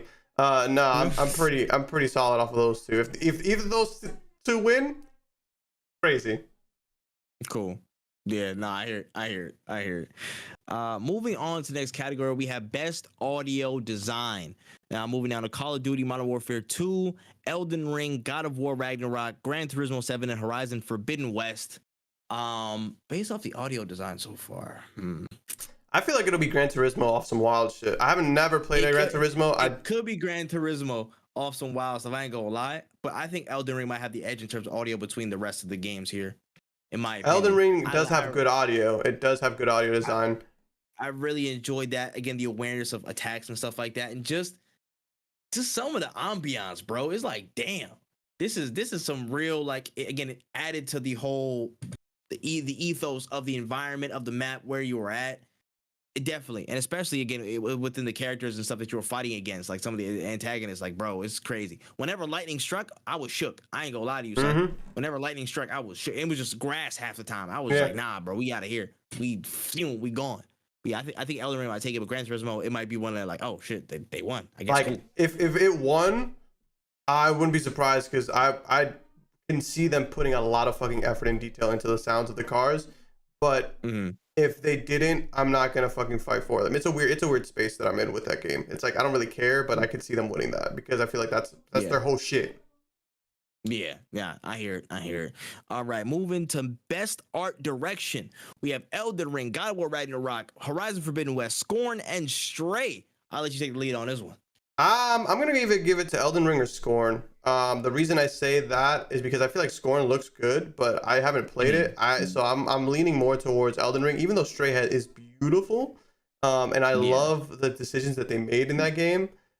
I want to say it's Elden Ring, because some of those environments are just stunning. Bro, I'm saying Elden Ring. I'm saying Elden Ring, bro. I'm sorry. Like, what was it called? Was it West Altus? The entire part before you get to the capital. That entire area is ridiculous. Yeah. And when you're getting high up, and like everything in Necron, like the underworld city Necron, is beautiful. Yeah. Like, nah, son. There's even in the bosses, they look so ridiculously good. Every single boss that I've fought, especially the major line, like the Shard Bearers and stuff, they look insane. From Morgoth all the way up, they look ridiculous, bro. I'm not gonna lie. They look scary, beastly, like, you know what I'm saying? It's insane, bro. It's insane. Like, the art direction of Elden Ring was nothing less than exceptional. I think their art direction and how everything looked trumps everything else that came out this year. Honestly, in my opinion, just it added so much depth to what we were going on. When I was facing Millennia, son, when she came out looking like a Valkyrie, she just put the arm, nigga, she locked in. I was like, yeah, nah, she's different. She's different. The whole thing. She had the grit, like the whole, like the feet plates and stuff, the boots with the webbed feet in them. She had one for each individual toe, son. You know how hard that is to do in medieval times? Yeah. She immediately goated. I'm sorry. The best art direction for me is Elden Ring. I feel like I respect that. Yeah, man. Moving to Best Adaptation. I believe this is a recently new category, but into, TV and film stuff. We have Arcane from League of Legends, Cyberpunk Edge Runners, Cuphead Show, Sonic the Hedgehog 2, and Uncharted the movie. In my opinion, this is only two movies that are even in this race, and I think one is clear. one that's being critically acclaimed right now. But I still have to watch both of these. But again, off of the rip, I already know in my chest it's gonna be Arcane. Arcane's gonna win this category. What did you think? You said movies. You said movies. That's why I was confused. Oh, my fault. Shows. My bad. Shows. I apologize. I was like, what the fuck is he about to say? He's about to say fucking. What the fuck is he gonna say? Was it Uncharted? No. I don't want to see Spider-Man do some damn jumps with no powers. Come on, guys. I'm not that shameless. Damn, what do you think of me when you say, oh my god? But no. It's only between Arcane and Cyberpunk. It's literally only between Arcane and Cyberpunk. From the critical reception I've seen them have, and generally, I think it's between those two, but I think it's too much depth in Arcane. From beginning of the year, from when it dropped, I had people tell me, watch Arcane. And I'm seeing it get nominated for Academy Awards and stuff like that. I still gotta watch that hoe. And before the 8th, I should watch it. Oh my god. I know, I get it. Listen. Don't worry. It's on the list. I'm gonna actually try and watch it for the end of this year. It's only 9 episodes too, so I'm bugging. I'm actually tweaking. It's my fault. It is my fault. I take responsibility. Well, yeah, they gotta. But it's gotta be Arcane though. It's gotta be Arcane. Yeah, I'm putting it on Arcane, and the reason I'm doing this, not to take anything away, I'm fully agree with what you said. I love, but also Sleeper, Cuphead show, really fucking funny. Really? The reason I would say Arcane, so the only 3 that I would even consider, I haven't watched Sonic the Hedgehog 2. I really have no interest in watching it. I will eventually. But the reason I say Arcane is above, it would be Arcane, Cyberpunk, and Cuphead. Maybe Cuphead over Cyberpunk. I haven't seen Cyberpunk yet, so I don't want to put that out there. The reason I would say is because Cuphead and Arcane both have to do with the actual characters from the actual games.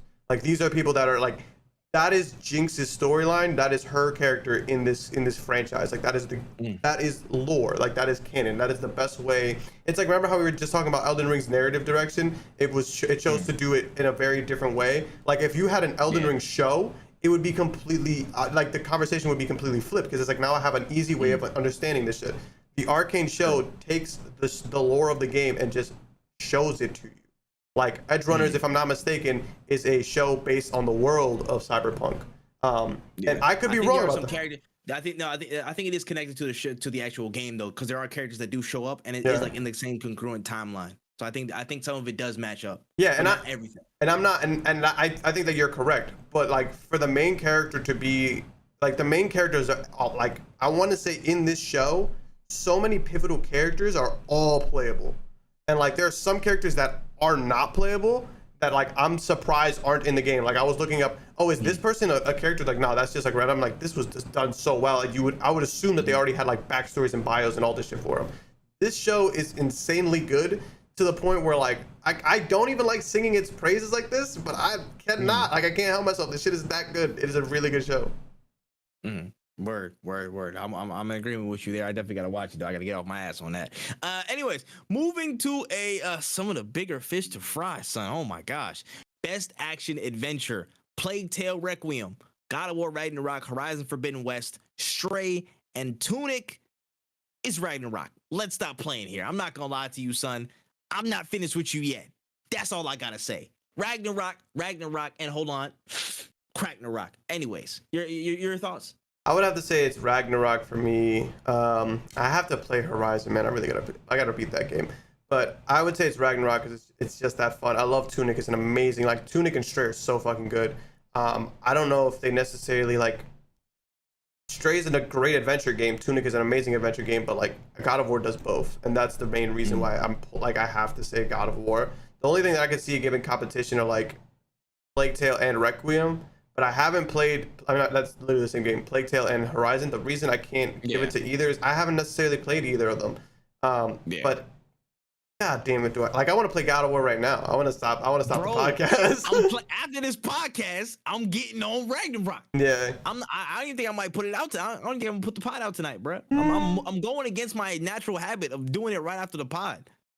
I might actually eat and get back on it. But anyways, moving on to best action game: Bayonetta 3, Call of Duty Modern Warfare 2, Neon White, Sifu, and Teenage Mutant Ninja Turtles Shredder's Revenge. Now, we're in a category where I think it's acceptable. I personally think Sifu might edge it. I personally want Sifu to win. I personally want Sifu to edge this category. The way it came out, the reception it got, such a breath of fresh air for a franchise that delves into this action, beat 'em up, you know what I'm saying? Like that type of lane. I can't wait for I hope that they expand after they've done this whole DLC run of free updates for the next calendar year. I hope that there's a Sifu 2, some DLC or something like that. I can't wait to jump back into this game. I cannot wait. Like, this is fantastically done. Slow clap. They deserve a lot of plots for how the game played out in terms of the action sequences, the gameplay loop itself. I think there are some close ones here. You know what I'm saying? Bayonetta 3, of course, is going to get very close to them. I can understand if it definitely does get the award over Sifu. Neon White, I can definitely understand it as well. Teenage Mutant Ninja Turtles, I think it was fun, but doesn't stack up all the way in terms of the action sequences and whatnot. I'll even give Call of Duty some plaudits, man. People say it's improved this year. I can't wait to try it for myself, but people say it's actually the funnest has been a little bit. So give us a fair due. But I think it's Sifu, man. I think it's Sifu. The reason I think it's Sifu is because it being a new IP and the way it's exploded, it definitely puts it in the front running. I don't think it's Call of Duty. I'm not going to expand on that. I haven't played Neon. I'm not too familiar with the game. It looks really good, but I like, the thing is, like, when I look at these games that I didn't really know too much of, and again, Sifu was also pushed by Sony, so maybe that's has a little bit to do with it. But Sifu like exploded out of the gate. Bayonetta 3 has some mixed reception. Some people are saying it's an amazing game, but like not many. I don't really hear. The game came out not too long ago. I don't hear anybody talking about it anymore.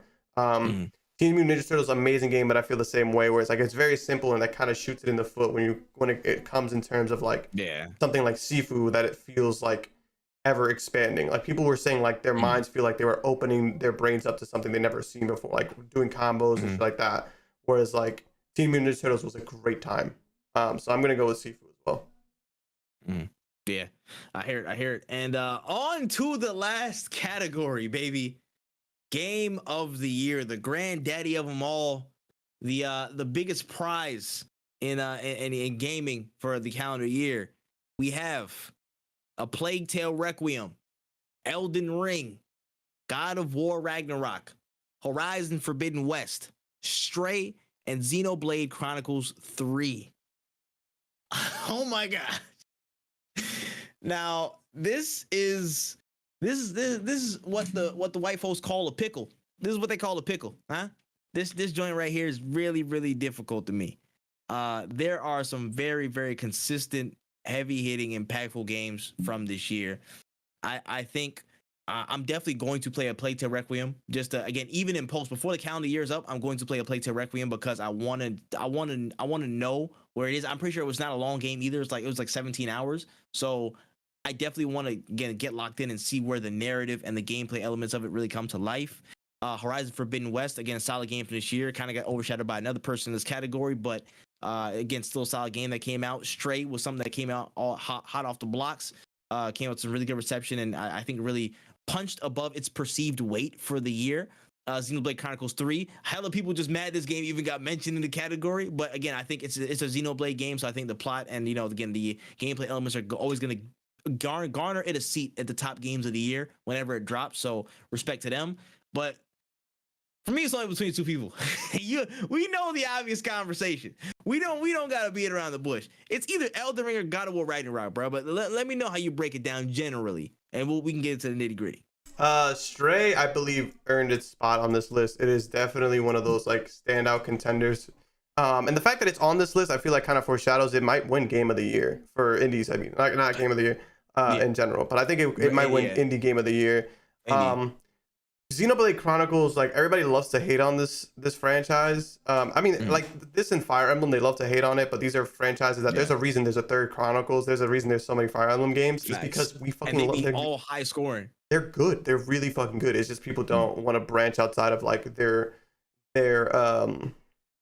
bubble.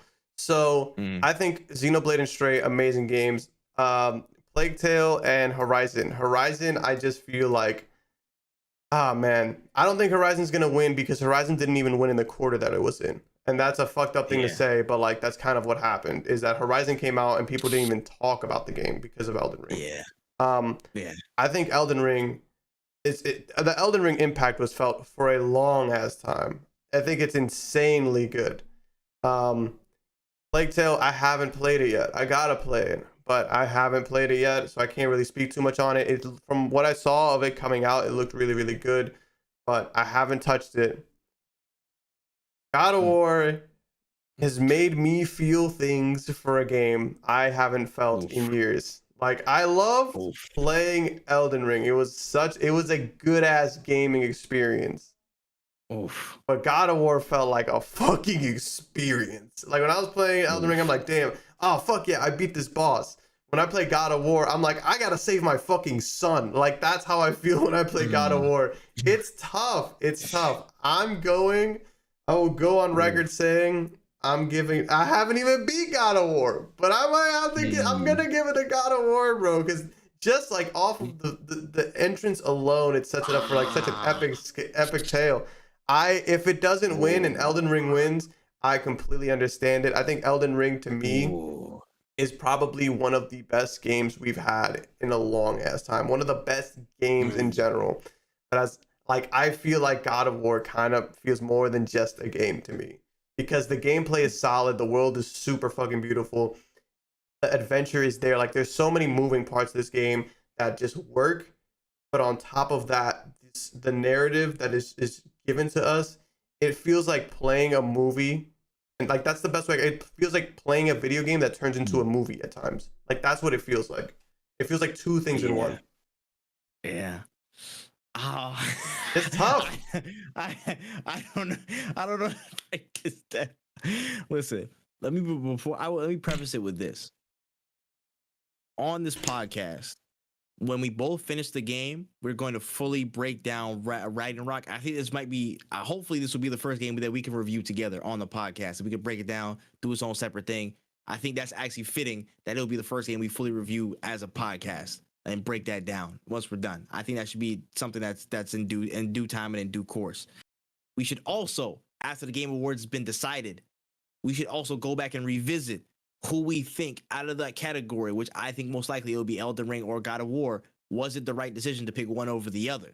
I think we should do that after the Game Awards. I think that should be a big topic of conversation afterwards, so we can break it down, really talk about the pros and cons of either or, and make a determination whether we thought that was the right decision based on the voting. Now, there's a lot of ways to break this down. 100%. Mm-hmm. There's a lot of ways to break this down. I feel like in terms of God of War Ragnarok, game started out fantastically. Game is starting out how I dreamt it would. Honestly, it's fantastic. I can't not see myself playing it all the time right now. It's super engaging, super emotional, great builds. Ragnarok has the most burden to overcome because it started off with such a great return remake in 2018. The burden of expectation is greater on this game rather than Elden Ring because of the weight of notoriety and being known as a great comeback game. They reinvented themselves. They're a brand new style. What are you gonna do? What are you prepared to do? Like Michael Irvin, whatever. What are you prepared to do to differentiate yourself and show that you've taken a step forward? Not only just in some little tidbits here or there, but in every single category: the story, the music, the gameplay loops. What do you add? What I'm saying? What's new? What's different? What's fresh? What's discernible from the first game? They have the biggest burden to bear, and whether they can overcome that, I think determines, or at least is a big factor in determining Game of the Year. Another one is also the audience that's voting, whether they're more prone to the narrative or they're more prone to the impact of the game. We were talking about this. I was like, I think it was on stream talking about, I was like, listen, what will be stronger? What will be a stronger factor? The level of efficiency and impact in differentiating themselves as a story narrative and a gameplay loop in Ragnarok, or the impact that Elden Ring set itself up for this entire calendar year since it dropped. It's so tough. And generally, when we look at these games like this, when you see a game that has such a good gameplay base, a good story and everything like that, the committee or people that vote on this, they tend to give a little bit more credence to the narrative. So I have to finish the game to give any rating on whether I think one is better than the other in terms of my personal experience. But for the voting things, but for the game of the year award, by the hairs on my chinny chin chin, by the thinnest of margins, I think. Damn, it's so difficult, man. So difficult. The suspense is killing me. It's killing me, bro. I was supposed to be the one saying the shit.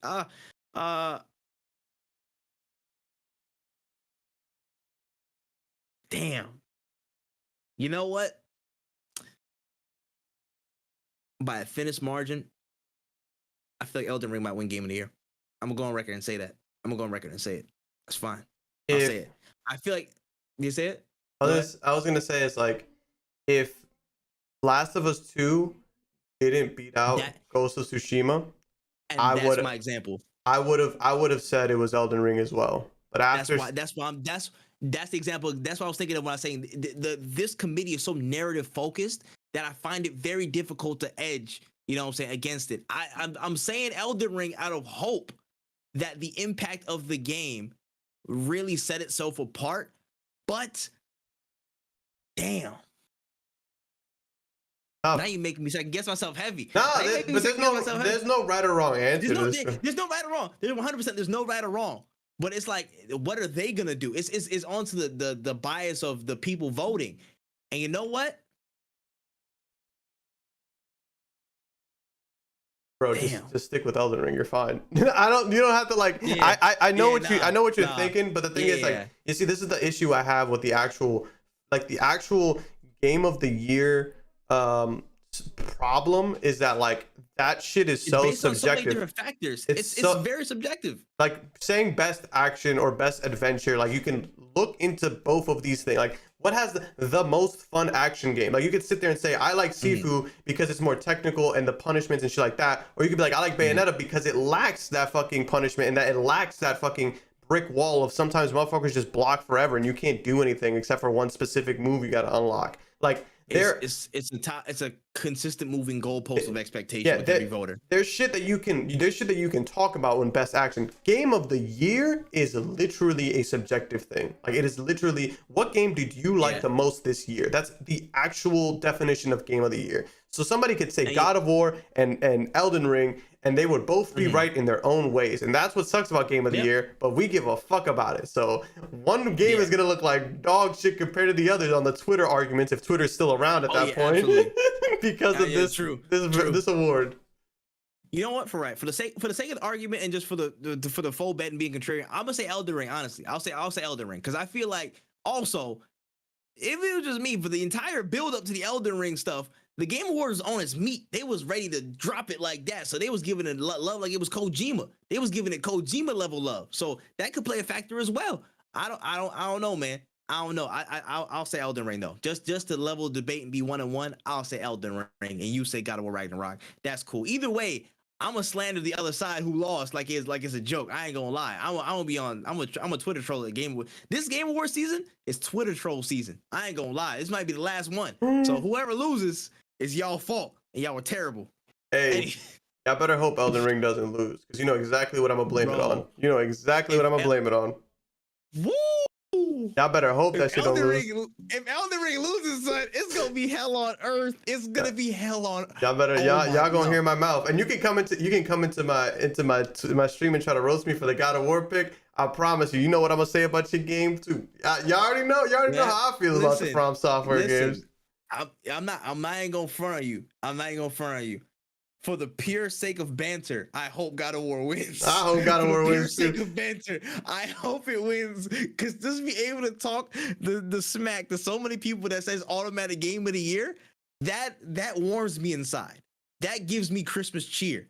To be able to rain down hellfire on everybody that said it's a one-horse race and God of War is not even the conversation. Oh my goodness, that would be fantastic. That would be great.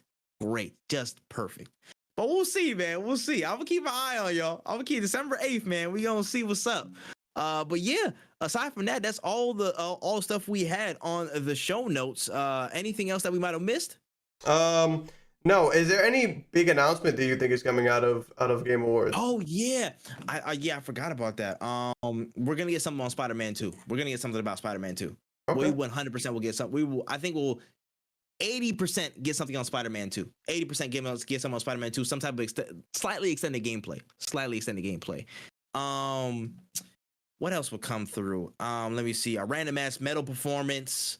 About 20 guys in blazers and blazers and jean combos. I think over 20 this time. We're gonna spice it up. I think we're gonna go over 20. Last year was under, but I think we're gonna go over. Besides that, what other game things could come out this year? None that I know of that could be crazy. So maybe a Silent Hill, maybe another Silent Hill look since Silent Hill just came back through. Maybe we'll get another extended look at Silent Hill 2 remake. That's probably all I got on top of my head. What about you? I only got one. Hideo Kojima. Oh my god! I know you're gonna say it. I swear to God, please, just I'm not even gonna be. I was being aggressive. I'm sorry, sir. Please don't take this as any kind of aggression. I apologize. I'm just a humble fan. I'd appreciate it if this time around you didn't just tell us that you were working on video games, Mr. Kojima. I know that is your job. You don't gotta tell me. I know. I'm assuming that that's what you're doing. Of course you're working on video games. You're the head of a video game development company. But if you could drop a little bit of Death Stranding 2 on us, just a smidge, just a little bit, I'd greatly appreciate it, Mr. Kojima. Thank you for your time. I hope that you're having fun meeting the director of whatever random movie you saw yesterday on a Zoom call. Tell Jordan Peele I said hi, and I'm waiting for the trailer. When it's not Death Stranding 2, it's like that one overdose joint that he working on with Elle Fanning or something. You gonna be like, what the fuck? I mean, you gonna be happy because of something, but you gonna be like, what the fuck? He gonna announce that he directed a music video, and I'm gonna be like, I don't care, bro. him and Major Lazer, son, like it's going crazy. Like, nigga, what? Come on, Mr. Kojima. All right. That's all we got on the show today, man. Appreciate y'all for rocking with us. Any closing notes before we get up out of here? Went easy. Not that I can think of. Oh wait, drink your water and stay safe.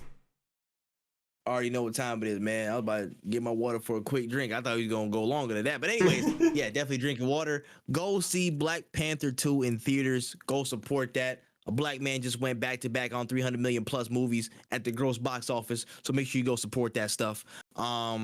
Make sure you tap in with No Cooldown, man. Twitter might not be here much longer. Pokemon as well. Go Pokemon as well. You know what I'm saying? Make sure you hit up that Crack and Rock if you haven't. You know what I'm saying? Watch it if you don't got no PS5. Get your money up. Don't blow up your PS4 over that. Don't be like Charles. I love you, Charles, though. But make sure y'all go check that out. Make sure you tap in with us, man. We got a lot of cool stuff coming. I think if we might have a little special something in the works for award season, potentially, maybe, but make sure you check our Twitter to find out any fine details on that, man. At No Cooldown Pod on Twitter. Make sure you rate us 5 stars on Spotify and Apple Podcasts. That's just search up No Cooldown and we'll be right there. We should be the first one up. Make sure you check us out on all of our other socials as well. Make sure you check out Wotaku channel for all the video versions and dope content from Wen and Panda. That's WOTAKU channel. Again, that's WOTAKU channel. Check out all my stuff at That Man Tripp. If you want to get tapped in with all the gaming stuff. New YouTube content is coming soon. I promise you, new YouTube content. It's been like 2.5 months. I know, but trust me, the change will be worth it. We're going to get real heavy talk on there. We about to show the levels. It's about to be crazy. Make sure you check out All for Growth as well. Content will be coming to those channels as well, especially YouTube in the next couple of weeks. You guys don't want to miss all the collab content coming from All the Growth members in that lane. So make sure you check that as well. Without further ado, it's been episode 45. We staying alive, man. Don't give them no job. You know what I'm saying? Be kind and just strive for greatness. The rhyme kind of fucked up there, but whatever. We're out of here, man. Well, we're gone, bro. No Cooldowns out of here, man. Peace. All right, we're good. All right, you guys. Thank you guys for kicking it with us. I appreciate you guys. There will be another stream Monday and then Wednesday. The content is coming back. Hopefully I'll have another YouTube video up for you guys soon. I got to do a couple contractual things before I can get back into the regular content flow. But check out the YouTube, check out the Twitter. We're gonna go crazy, and I hope you guys have a wonderful time. I will catch you guys next time. Wotaku.